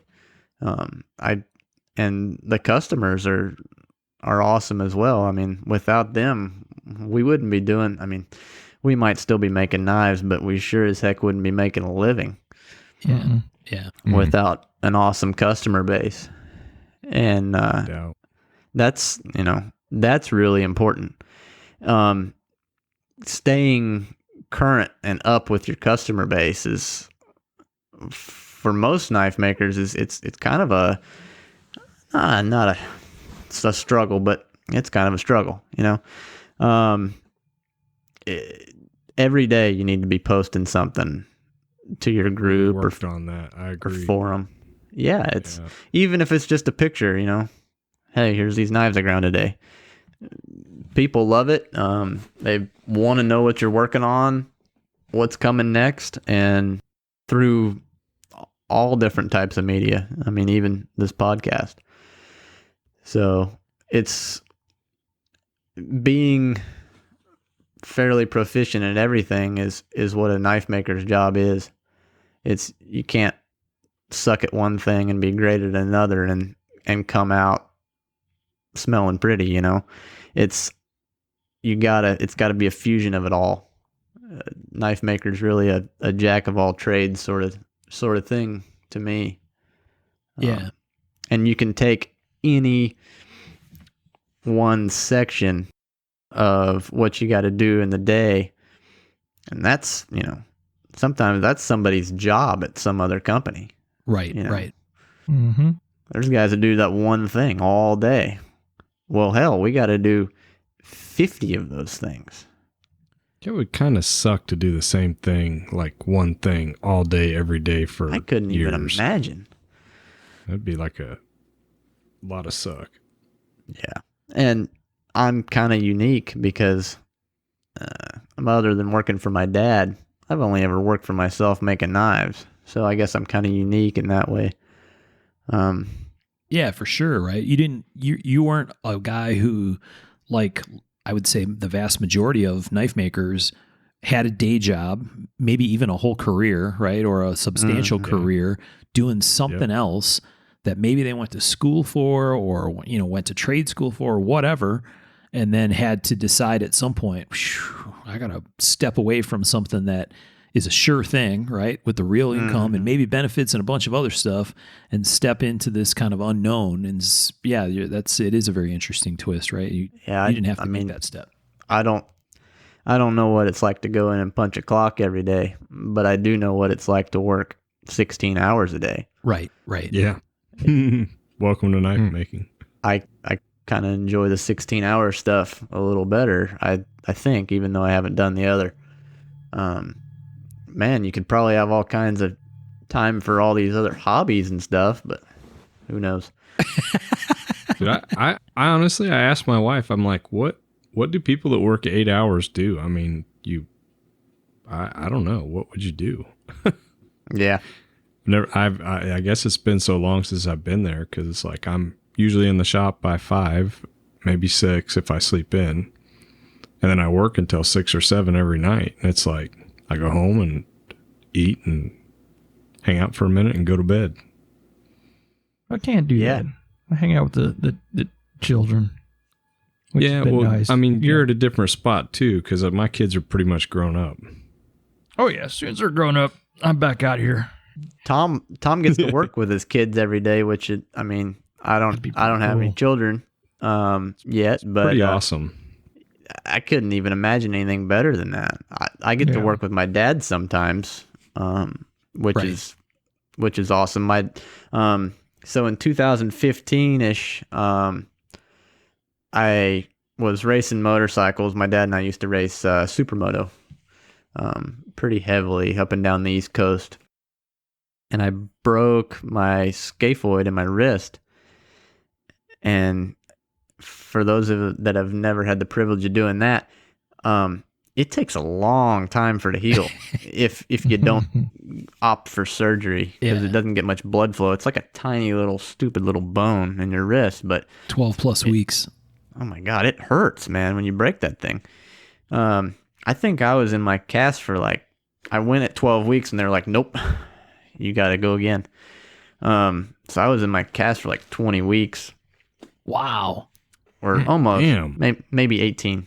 So you can thank me breaking my wrist for the Proline thing, because I had to make a knife with one hand, and I figured out how to make a jig to jig grind, and I figured out how to do it with very little input from my left hand.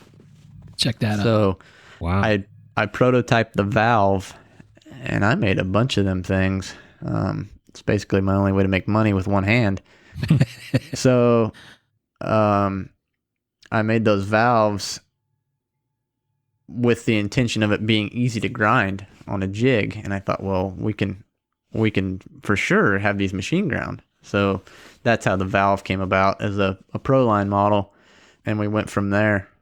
All right, so Gerry, you talked about Proline, and I think we know what that means. Not everybody might understand what that is. Why don't you explain what the whole Proline thing is about? So the Proline thing came about through necessity of me needing to keep working when I broke my wrist, but I kind of wanted to do, for lack of a better word, mid-tech knife. Yeah.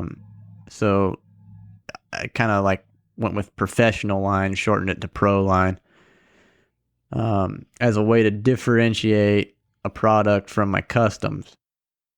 So a pro line is 95% made in house.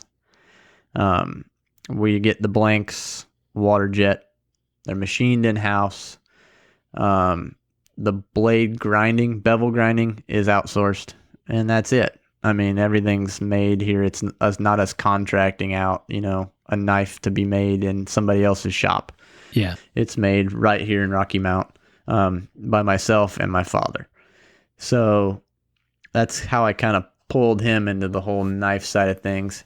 He had been going to shows for quite a while. Not every show, but now he pretty much comes to every show, or every show he can. And it's been awesome to work with my dad. That's pretty cool. He's the most reliable dude on earth, man. Always has been, always will be. Yeah. That's awesome. I like your mom and your dad a lot. They're good people. They really are. Yeah. I think I am definitely blessed to have them as parents, and I couldn't do it without them, man. I mean, I might be able to now, but, starting out, it was definitely essential to have supportive parents. Mm-hmm. Yeah. It's a big deal. Yeah. Well, a support network of any sort. I mean, yes. Parents, a wife, whatever. Yeah. Yeah. Yeah. Unless a knife maker is not just the one dude, it's a whole driving force behind them, really.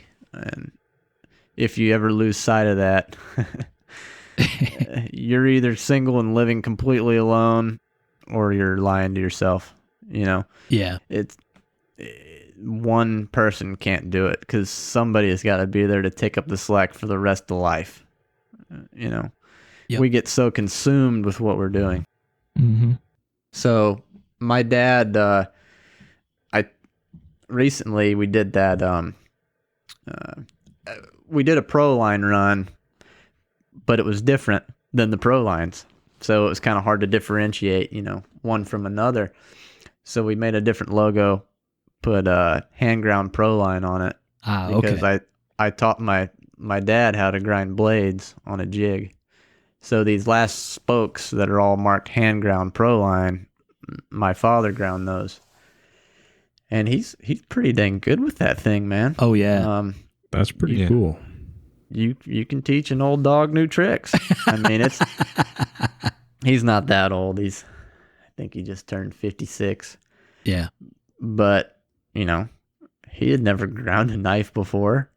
But if you set it up right, with enough practice, I think he scrapped 5 or 6 blades. He had ground some fixed blades on a jig before.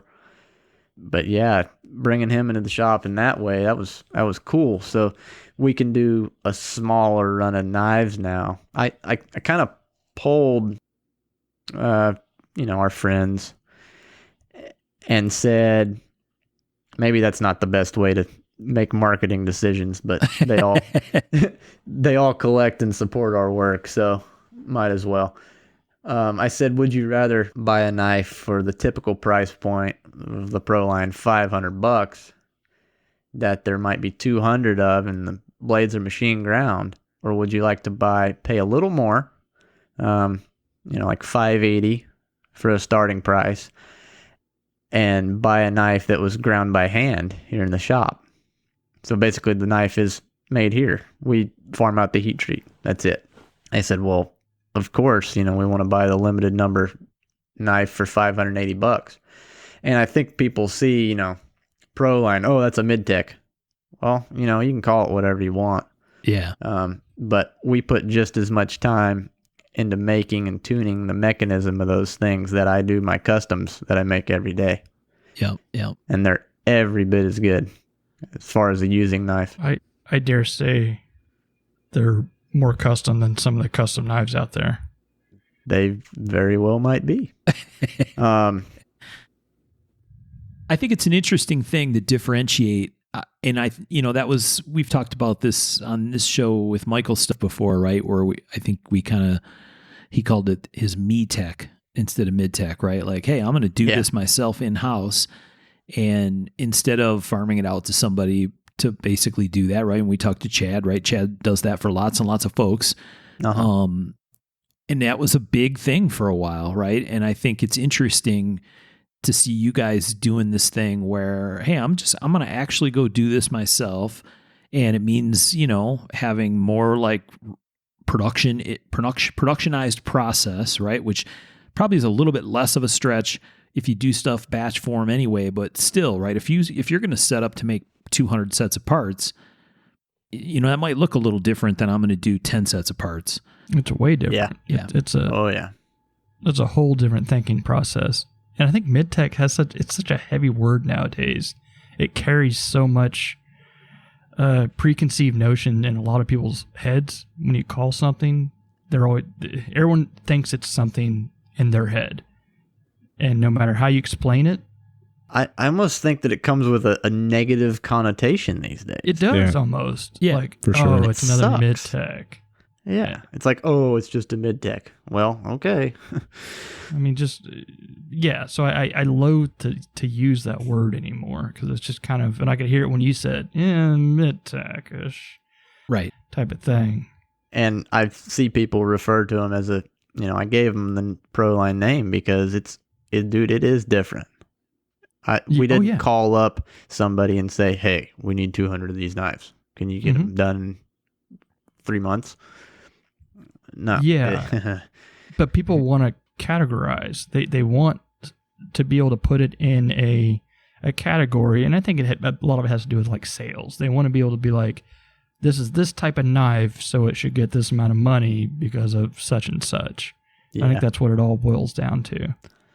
And it blows my mind. Things get lost in translation. Not everybody knows the story behind each maker's whatever you want to call it. If you have a mid-tech like knife, when the mid-tech thing came about, as far as I know, it's Ken Onion. Mm-hmm. Right. He coined the term, and those things were far from what some people's mid-tech today are. You could feel my air quotes there. I mean, they were thick. Some of his mid-techs were hand rubbed and DLC coated. Mm-hmm. I mean, there's people that don't get that crazy on their customs these days. Guilty as charged. Guilty as charged. There's so many variations out there. There's also ones that have had their handles completely machined, and the blade they grind and hand rub. It's so many different ways. Yeah. Don't just like look at the word mid-tech and be like, oh, I assume it's going to be this way. Because it's, do your homework. Yeah. So as far as the consumer goes, listening to this, it's up to the maker to tell you what's going on. Right. If they need to tell you what's going on. If you don't know, ask. But that type of knife, there is not one category for it anymore at all. That's a great point. Yeah. There's like 10, and you got to be able to split them up. If you call them a mid-tech, whatever, man. But, if it was you making them and you were making a custom and a mid-tech like knife and you were making them all in the same shop doing the same amount of work, you would have a different perspective of the whole deal. Yeah, for sure. I agree. I think sometimes people have this categorization need because they feel like they need to put things in buckets or whatever. Uh-huh. But we've certainly early on in the show and every once in a while we talk about the transparency thing and how it's important, right? Yep. And if you're going to do something, tell people what you're doing. And if you don't, it should be 100% fair game for someone to ask. And you probably should tell the truth, right? Yep. Because somebody's going to find out if you don't. In the great words of Mark Steiner, if your maker isn't upfront with you, about how they do stuff, maybe it's time to get a new favorite maker. New maker. Yeah. Mm-hmm. Yeah. Because you can get parts made in China and have them sent over here, and people are zapping their Mid-Tech logo on it, or worse. And I mean, I don't want to get too crazy with the conversation, but maybe let's say people are doing that and marking them as customs. Right. He's not talking theoretically. This has happened. Yeah. And it's not, widely talked about, but yeah, it's happened. And do I think that's right? No, I don't. Hell no. If you say, hey, these parts were made in China, this is what I did to them. Great. Right. Mm-hmm. But that to me Be is transparent. Yep. Yeah. That's a production knife. Sorry. Yep. You could make a counter argument that the Pro lines are too, because we are producing them here. But it's two guys. It's four hands on these things. Right. So in my eyes, it's a little different. Yeah. Yeah. But once again, transparency. It's up to your customers to decide if they, want to pay the price for what you're making. And they do, Absolutely. Well, like we said, right?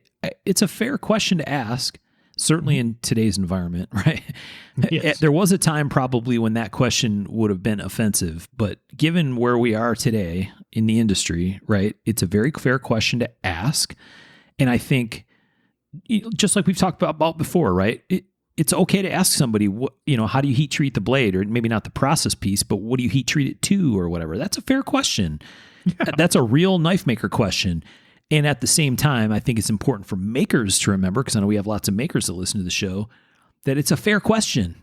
It is. Right? Don't be a dick if someone asks you that question, because honestly, seeing the stuff that we've seen, people should ask that question. They should be informed consumers, and you have to be cool with that. Yeah, if you're an honest, maker trying to make good products, you want an informed customer. Yes.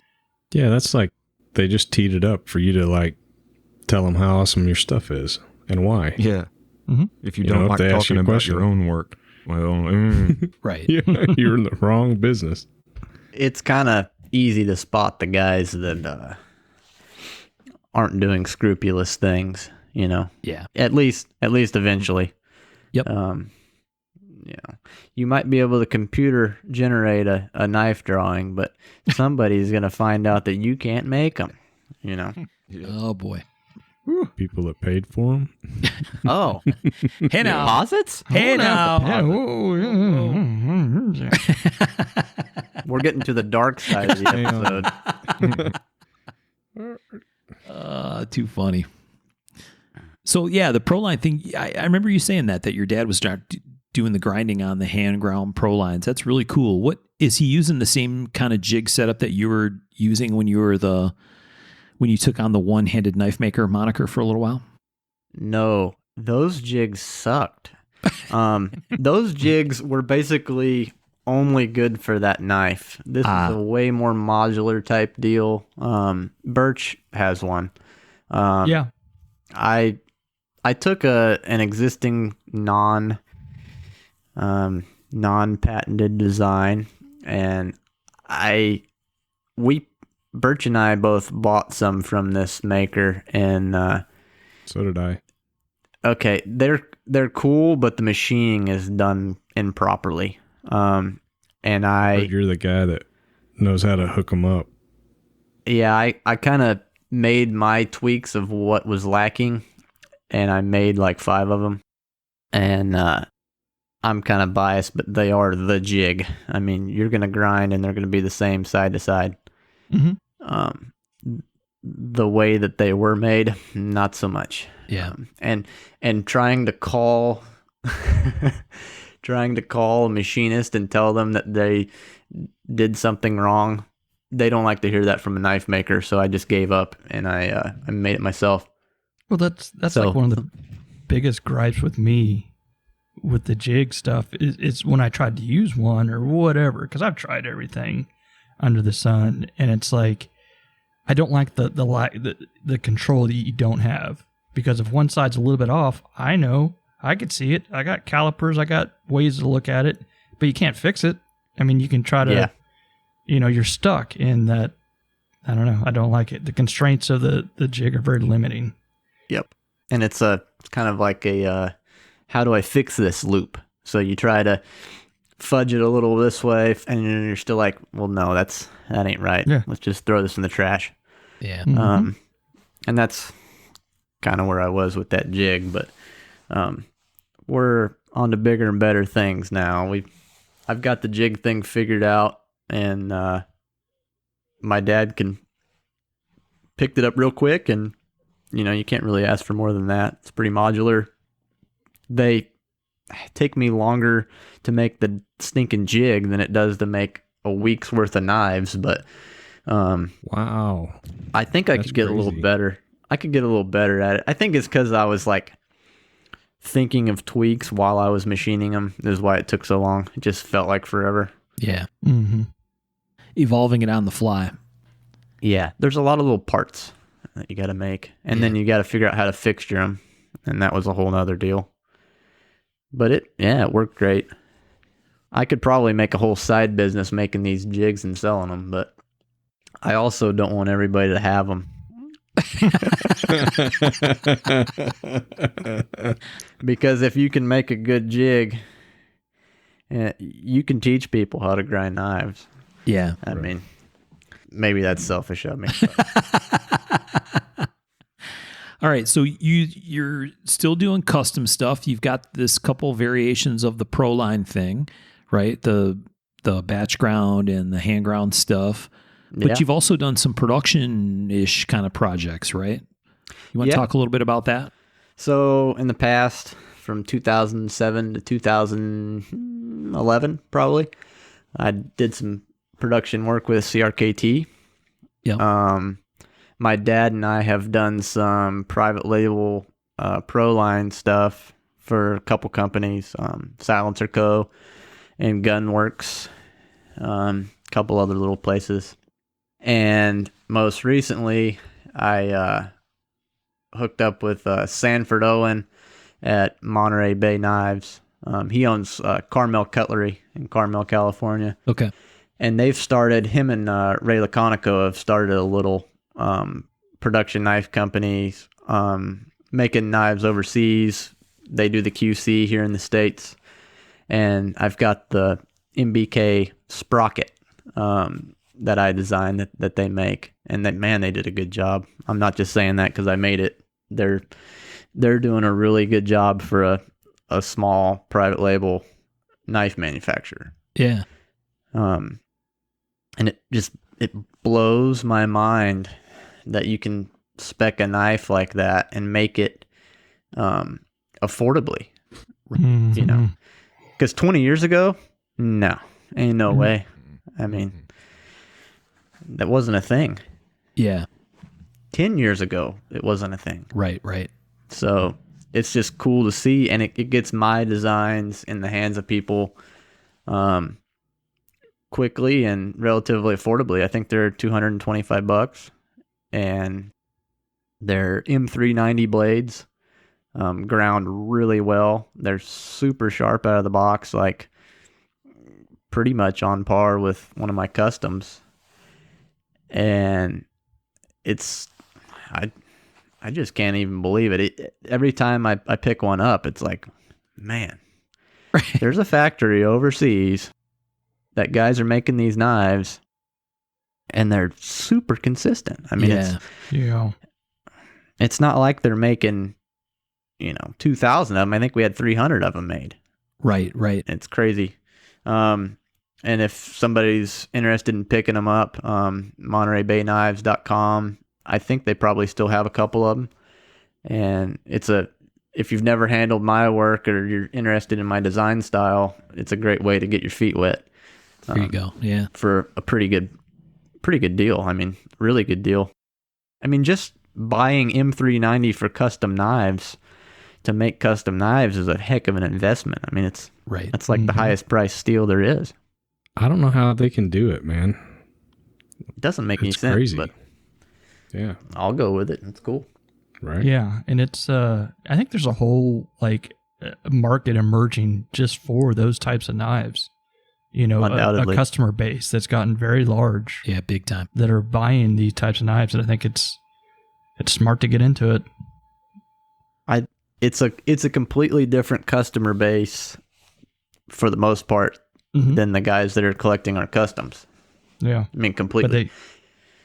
But they could be future custom collectors or pro line collectors. You know, absolutely. And that I've got guys that collect the pro lines that have never had one of my customs.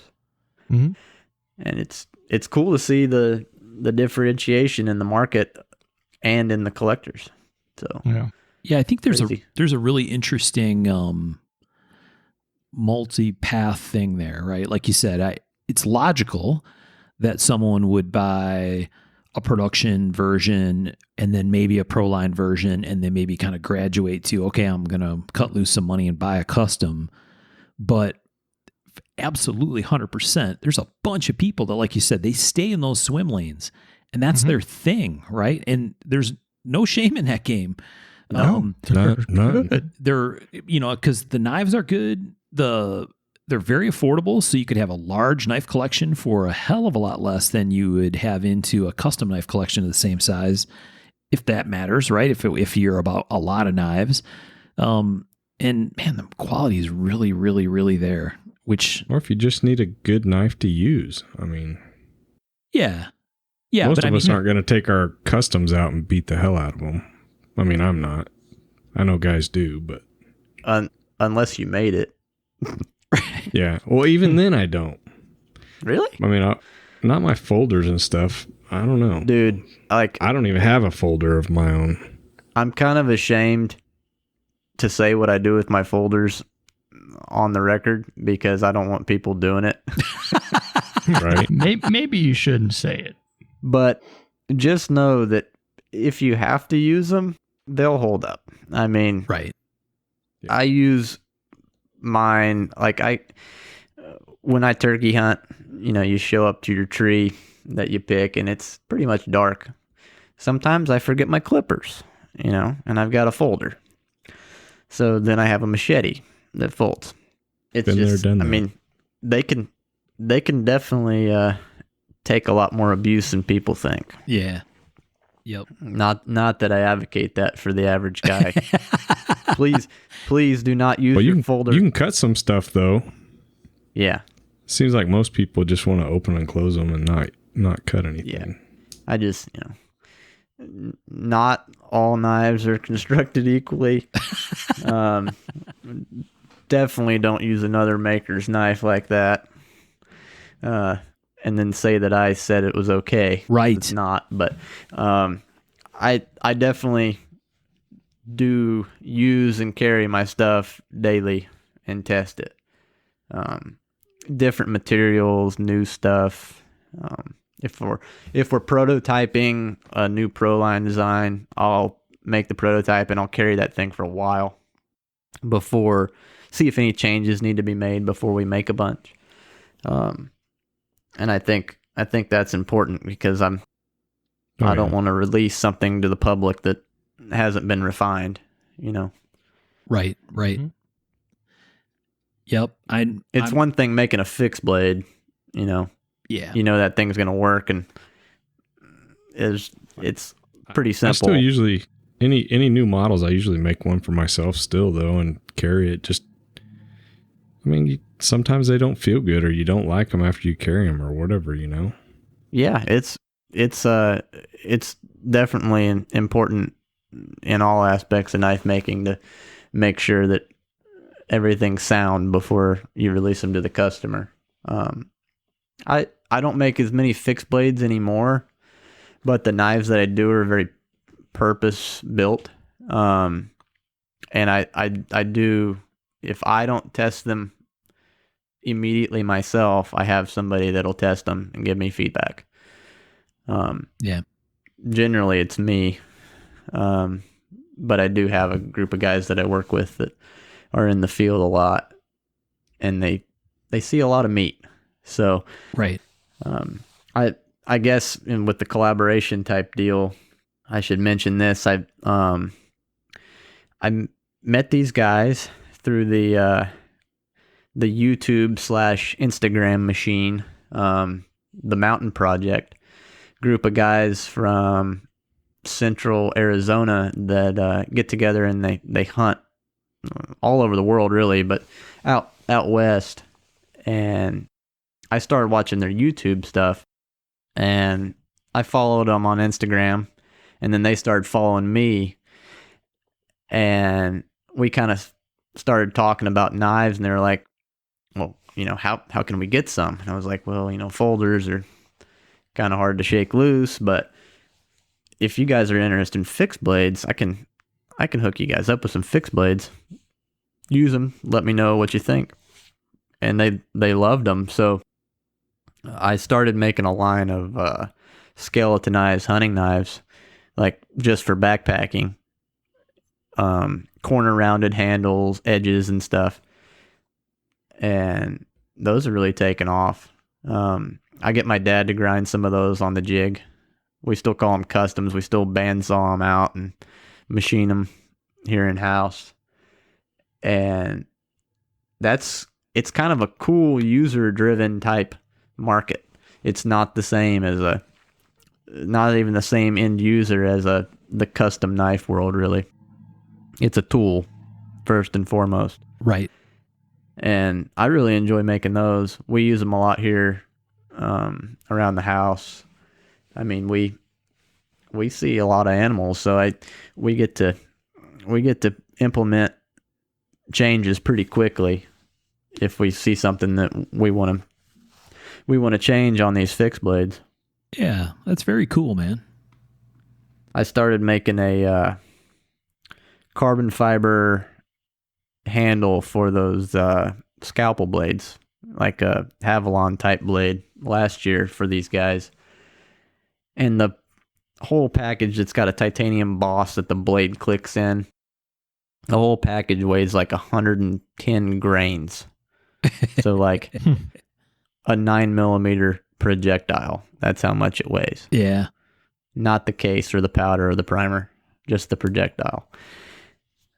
So it's cool to mess with these things and different projects and ideas and see what guys that are out in the mountains every day want to use. And they've really become friends. I mean, I've been at Chase Christopher's place a couple times. I deboned my first elk that I shot last year in his driveway. We got the quarters back in a pickup truck to his place and set up tables and deboned them. We were lucky to shoot one close enough to a road that we could get it out in big pieces and not little pieces. Wow. Elk are big, man. And when you're cleaning an elk, you're going to find out what works and what doesn't. And luckily, everything worked really well. Yeah. I use that. I call them Orleans RBKs, replaceable blade knives. Yep. I used one of those for like the whole thing. Really? Yeah, it was awesome. I'm kind of hooked on them. As a knife maker, it's kind of cool and kind of scary that they work so good because it's like, I want to tell people you need 2 knives when you go hunting, but man, you might not. Right. Man, so, my design hurt my feelings. Yeah. So that's a really good segue into this side of it, right? You talked about your love of hunting when you were young and this project that you've done with the Mountain Project guys and that side of it. And so now you're kind of launching off into, or maybe have for a while now, into the outfitter side of this, right? Talk about what that is and what it's called. And okay, so last year, my wife and I got married in September. And a very close friend of ours that I'm around nearly every day approached me, and he said, "Hey, there's this farm for sale very close by. It's 4 miles from the house, 384 acres." And I said, "Man, I can't afford that." So at my wedding, he was talking to my uncle, and my uncle said, "Maybe." He went and looked at it. He said, "Man, I'd love to, but My uncle lives in California. He said, it's just too far away. And then I kind of fell in love with the place. And I said, man, I'm going to figure out how to do it. So I did. So we launched McGinnis Outfitters. I'm blending my love of hunting with knife making. And in the process, I hope to forge better customer relationships and get more people into the hunting side of things. And I guess it could go the other way. I could get guys that already hunt into the knife side of things too. Yeah. Just as easily. But so far it's been knife guys coming to hunt. And that's pretty cool. So we use this 384 acres as well as about 4,500 acres of other land, private land that we have leased to conduct hunts on. And like for turkey season, you can turkey hunt pretty much all day. At least in North Carolina, you can legally. So we just kind of work in the knife stuff in between when we're not out in the field. For deer hunting, you're going to basically be there for a morning sit. You're going to leave, go make knives, come back for the evening sit. Yeah. So currently, that's a great idea. Thank you. Currently, you come, you fly in. I'll pick you up. We will kind of get acclimated, get you set up in your room, maybe go to the shop, tour the shop real quick. If we have time, we'll go hunting that afternoon. If not, we'll cook you a good dinner, hang out for a while. The next morning, we'll hunt, come back, dive into your knife build. Currently, I am building the knives. I let the customer choose what they want to build model-wise as well as materials. I kind of have like a base allowance built into the package price of the hunt. Anything over is extra, obviously. And you get to see your knife build come alive in real time. Plus, we get to go do my second love. We get to go hunt. And for some guys, that's really cool. We've got some guys coming this fall that have never hunted before, which is kind of what I'm after. I mean, I want to share these experiences with people that have never done it, or maybe aren't into it as much, or don't get to go as much as they used to, something like that. Where can you find information about that, Gerry? Do you have a website or? Yep. McGinnisoutfitters.com. Boom. I made a second website for it. My knife website is horribly out of date. Just because, we switched to forums and then we switched to Facebook, and then it's like, well, what is this website really for? You want my phone number? Okay, there's my phone number. Right. Digital business card thing. Yeah.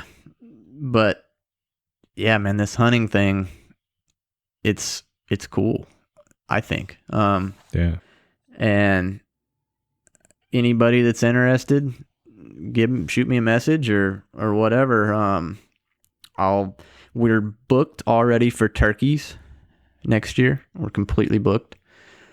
I'm going to have some management deer hunts available late November into December area this year, where you will be making a fixed blade. I'll walk you through a fixed blade build for yourself, and then we'll go shoot some management bucks or does on one of our mini properties. And the family that I'm working with that owns most of the land, it's just been great. Like, they're a great family. They just want to see everything work well, and we become great friends. It's very much integrated into the knife thing because I've made it that way, but it's also completely separate. So it's like I have two jobs. Right. If you're in my Facebook group, which is primarily where I do my stuff for people don't know, if you're in my Facebook group and you see me posting knife pictures, there's a chance that during the course of that day for a couple hours, I'm out on these properties managing them. I mean, whether it be mowing, putting corn out, checking cameras, just checking the overall condition of the place. it's really a full-time job separate from knives. Second full-time job. Yeah, but I really enjoy it. For people that aren't familiar with the hunting thing or the game management side of it, when you say management deer hunt, you're talking about where you're taking deer for purposes of managing the herd or the population, right? Yes, both population and in certain cases genetics, like antler genetics. Some deer, everybody sees Bambi and Bambi's dad. We want to shoot Bambi's dad. You might have Bambi's uncle that looks a little weird. Sometimes you got to shoot some deer like that to kind of get the herd back to what we're shooting whitetails. So what a traditional whitetail looks like, a slick typical frame and symmetrical and all that. Sometimes they have 3 points on one side, 4 on the other, right? 1 point on one side, 4 on another. You're basically culling. Yes. Yeah, cull deer. That's basically all I get to shoot anymore. When we decided we were going to do this outfitting thing, I kind of called off my wife and myself and everybody else in our family that hunts. And I was like, look, unless this is a 150-inch deer, please don't shoot it. Right. We've only got a year to prepare good deer for people. And so we're doing deer, turkeys. The new farm has a healthy population of black bears. Oh, wow. So we're going to do a black bear hunt this year. Wow. Super cool. We just built a 1,300 yard range. For those that don't know, I'm really into long range shooting. I build rifles as a hobby, and I'm doing some long range shooting instruction. So anytime that it's not hunting season, you can come and either you build a fixed blade or I build a folder. Currently, I'm going to eventually get it to where the customer can build a folder too if they want. But you can do that and get like 3.5 days of long range shooting instruction mixed in. Wow, that sounds fun. During the year, and it's quite a bit more affordable than a hunt just because of the logistics of it all. I mean, we're shooting on one property. We might be hunting on 20 properties. Yeah. Yep.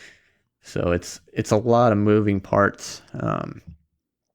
Where the shooting side of things is, well, I got to make sure I have ammo loaded for this rifle and the dope is right and all that. It's a lot easier. And we're happy to do the shooting side of things with up to like 3 people right now. So if you and a group of your friends want to come and shoot and make a knife, come on. Very cool, man. That's awesome. Thanks.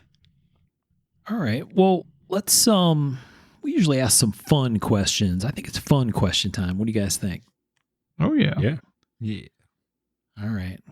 So, Birch, you want to take a swing at a fun question? I know you've got a pretty healthy collection. I don't know if people know this, but you do collect, knives of makers you enjoy and stuff like that. What's one that you would like to add to your collection that you don't have? Oh man. Can I pick 3? Why not? Absolutely. Okay, I'd like to have a Tom Mayo flipper. I don't have one. I just have thumb openers. I consider Tom a really good friend, and when he started making flippers, I used to talk with him a lot about it. So I'd like to get a Mayo flipper, probably a Dr. Death Jr. That's a great knife, man.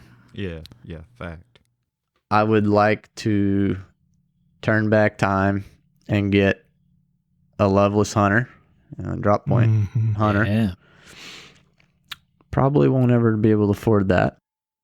And man, there are just so many, really. I'd like to get a Birch custom one day. Ooh. That's a spirit. One day. It's really hard for, as a collector. It's hard for me to narrow down, really. I see all these threads on Facebook, like name your top 2 knives or name your top 3 knives, and everybody names like 15. Right. Well, that's great, actually, because it's a job security, right? You should be thankful for that. I like those 3. I think you should stick with those 3. As far as, what I collect, I collect from close friends when I can get them and when I can afford it. I've got a couple Mayos. I've got one Carson, which means a lot to me. Really miss Kit. Having him as a friend was awesome. I mean, it's not often you get to rub shoulders with a great knife maker like that, that did so much for the industry, in my opinion. Yeah. Legendary level guy. Yeah, I've got some of Pete Carey's knives. Another great friend. Awesome dude. It's got 2 David Sharp fixed blades. Nice. He floored me at the last gathering I went to. I guess it was G10. Came up with a 4-inch Loveless style hunter with Rag McCarter from the Loveless shop for me. And that's so cool. Wow. It's beautiful, beautiful knife. That's pretty epic. Got one of his little skeletonized hunting knives too. It's cool stuff. But just all the friendships, man, in this industry, it's hard to narrow down just one knife. Yeah. Or 10 knives. Mm-hmm. Yep. David's a good example, right? He's a maker's maker kind of guy, right? I think Oh yeah. I think he's into it. Yeah. We had a great conversation with him, and I think one of the things that I hope came through loud and clear in that is he loves this thing at the core, right? I mean, Yep. He knows shit lives and breathes, and he's all about it. I think it's awesome. It is. He's got an eye for detail that a lot of people will never have. Oh yeah. Yeah. Well, very cool, man. Tom, you want to ask a fun question? Yeah. We talked about hunting, but what about fishing? Do you fish at all? I do. So in our area, I have to answer one question before I get to the second one. In our area, until about 10 years ago, there weren't many turkeys. Like the National Wild Turkey Federation really ramped up their efforts, and now there's tons of turkeys in our area. Same here. But before that, I used to fish all the time. But now my love for turkeys outweighs my love for fishing for striped bass. But I've always loved to fish, even before I hunted. So if I could go out west and just trout fish for 3 months, man, I'd do it. We need to do the drop a trip of a hat. to Canada. Let's go to Canada. I actually did, and I actually forgot something I need to mention as well. I went up to Canada in September right before I got married, with a good friend and customer of mine, GP Searle. We went to Wollaston Lake Outfitters on a bear hunt, and after we killed our bears, we archery hunted for black bears. After we killed our bears, we got to go fishing for a week. Oh, wow. We killed our bears so early. So this place, Wollaston Lake, they really usually have I think they have 60 boats. 2 guys to a boat plus a guide during the, peak summer fishing season. Well, we were up there in September. All those dudes go home in late August. So the pike bite wasn't real strong. You could see them. You could see 52 inchers swimming below the boat in some of these coves. Yeah. But what was really cool is the fall lake trout bite is when you catch the big ones. I ended up catching a monster. I don't remember the exact dimensions, but it was I think it was 47 inches. Wow. Lake trout. And it was, with the length and girth measurement, I think it was 26 or 27 inches of girth. Sheesh. They told me, Wow. it weighed 48 pounds or something like that. Lake trout. I'll have to post a picture of that too. Wow. And that was crazy. I got this weird chilled feeling when I put it back in the water, because before we were talking about how old these fish were. Yeah. The guide claimed the damn thing was 70 years old. Wow. What? That's crazy. So I'm like, man, I just caught this thing from the depths. I feel bad eating that. I got to get this thing back kicking. Yeah. So I, did the little swish fish revive thing when it gets back in the water, and because they're usually pretty deep, right? Yeah, they're really shallow. We weren't using downriggers or anything when we caught these. We were using those what are they called? Like flatfish. Kind of the bill is integrated into the bait. Yeah. Mm-hmm. And big ones, big old line counter reels and stuff. And dude, they hit like a Mack truck. I mean, I've fought some striped bass that were strong. This doesn't even compare. I mean, holy crap. Yeah.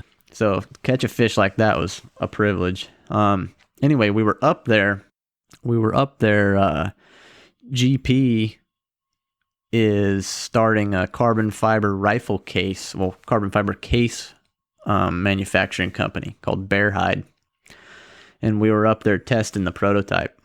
So I've kind of been helping him here and there on the carbon fiber case side of things. And those should be ready for sale here in about a month and a half. Yeah, so it has to be pretty soon, right? I remember seeing kind of final pictures. And a case. What kind of case? Like a gun They're case? They're starting out as a single rifle case and a double rifle case. Very generously sized. So like for your average size pelican, a pelican of similar size, it's half the weight.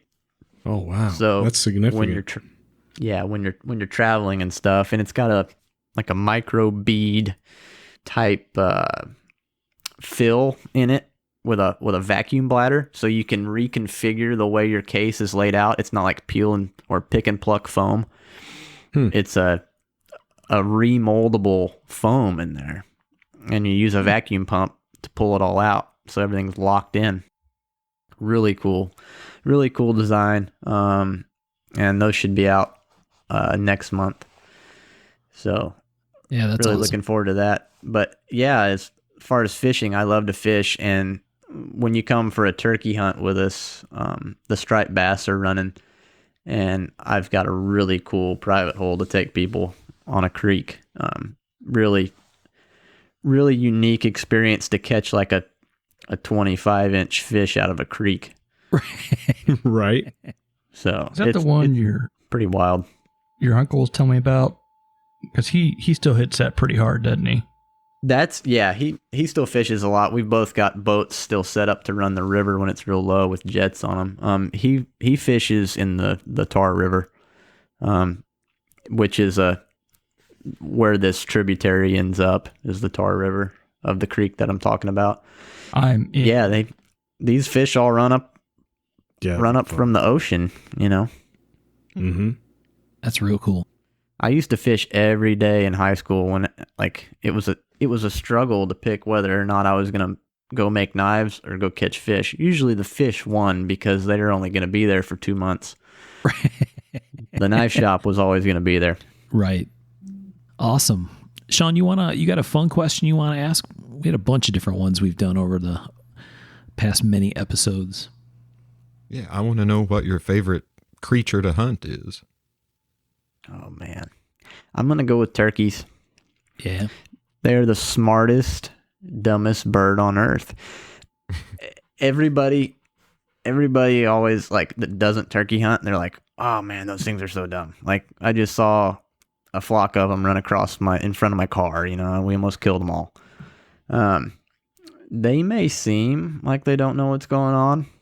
It's all an act. if you're a deer hunter and you don't turkey hunt and you see turkeys during deer season, you're like, man, I can walk right up on these things. Nah. You try that in March, and it ain't happening. They remember their turkeys in about March, right before they start mating, and it's like, dude, they're sharp birds. They're very smart. Yeah.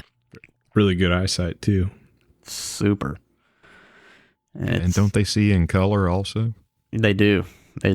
Deer only see in certain colors as far as I know, and it's not most of them. So turkeys are a whole different ball game. And man, dude, they don't sleep on the ground. So they can see you in the morning if you're too close. You know. Their whole day goes about like a deer. You know, it's got smell, it can see, it can hear. Turkey can't smell anything. Not well, anyway. They can see. They're bite-sized for predators, and they spend their whole day trying to not get killed. So, yeah. A deer, you know, they have moments where they think, oh, you know, what is that car doing? Or, oh, I smell a human. But turkeys, they're on high alert all day. Yeah. 365 days a year usually, unless, you know, they're in big flocks in the fall and they get a little dumber. But we don't have a fall season. So we had for a few years a huge flock of turkeys that we would see every night out in the backyard. And one night I happened to be outside out on the patio, and it was starting to get a little bit later, and we had some you know, it was in the fall, right? So some of the trees have already kind of lost their leaves or whatever, or about to. And I heard this crazy ruckus, and I'm like, what the hell is going on? And it was this entire flock of turkeys coming up out of the woods behind us to roost up in these trees. And it was really wild because once they were up there, you know, they're all tucked in up in the tree, right? And so it almost looked like the tree had these big lumpy growths all over it, right? And there were turkeys, and it was like, but holy shit, the ruckus they made getting up there was absolutely unbelievable. Yeah. Well, flying down. Oh my God. Right. I mean, it's like, did you hit every limb on the way down? It's crazy. It's like you'd think they would have a lot of experience of flying out of trees, but it doesn't sound like it. They don't fly very good. No. They can run real fast though and take flight. But with the roost type deal, we had our 2 turkey clients that could make it this year due to the whole COVID deal. We had 2 guys still make it, and we killed birds right off the roost, and both of them, 2 of their birds flew right over our heads. Oh, wow. And landed. And it was awesome. You don't get to experience stuff like that, let alone 2 dudes in 1 year. Yeah. I mean, had that location nailed. It flew right over our heads, and you can hear them fly down. Every time I hear a gobble, it just sends chills down my spine. It's funny and ridiculous all at the same time. It's cool. I really enjoy that. If I lived out west, it would be elk hunting. Just because it's like deer and turkey hunting combined because they're vocal. But then it's like deer and turkey and cow hunting because they're so big. And killed that elk last year, and I was like, wow. Like, I was prepared for an animal that was pretty big, but it was big, man. Yeah. That's a job. You shoot an elk, it's a job. You going to work?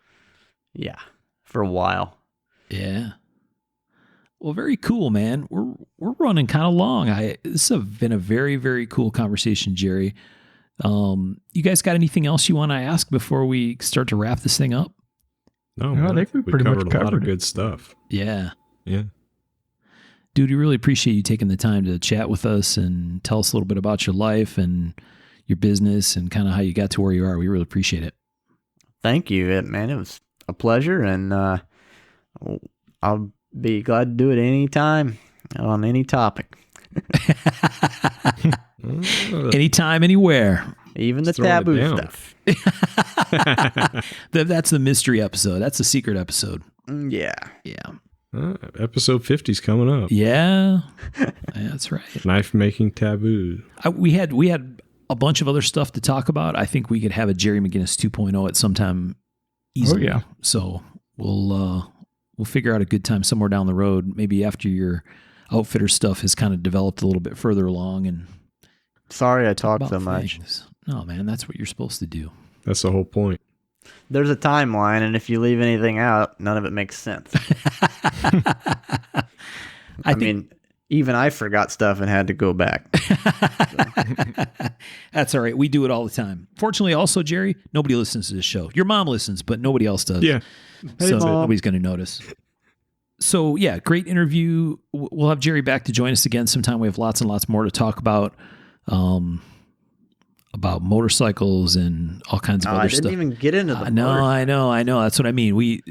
Sorry. Or really guns much at all. Right. Yeah. One thing to know, this is a personality trait that Gerry and I share, and probably lots of knife makers do as well, is we don't dabble very well.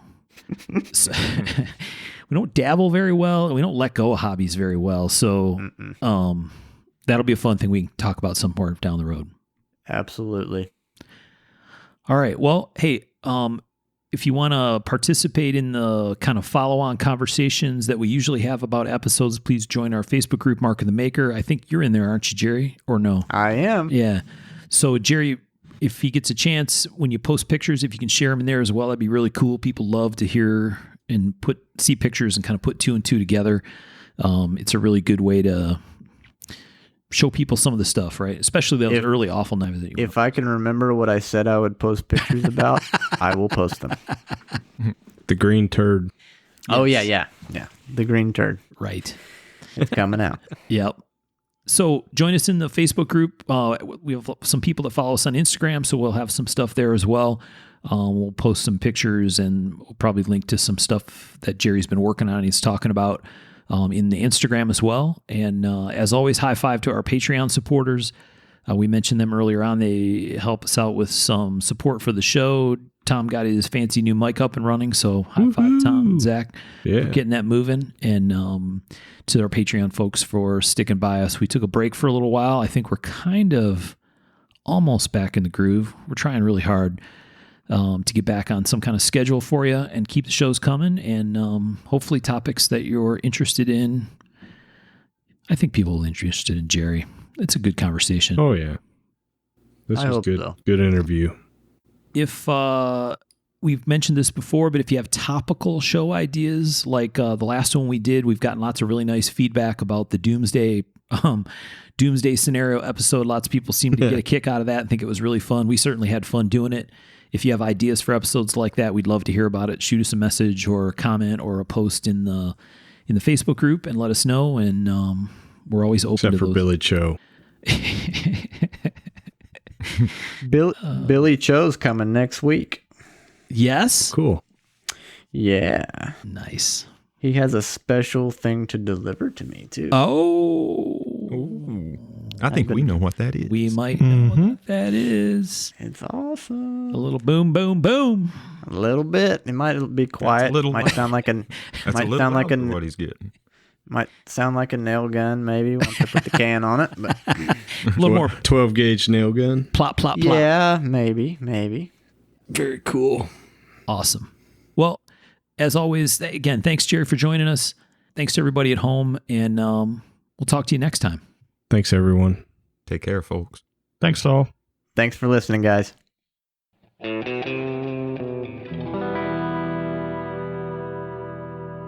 To learn more about our makers, you can find Tom Crine on the web at crineknives.net, in his Facebook group, Crine Knives, or in his Instagram account at Crine Knives.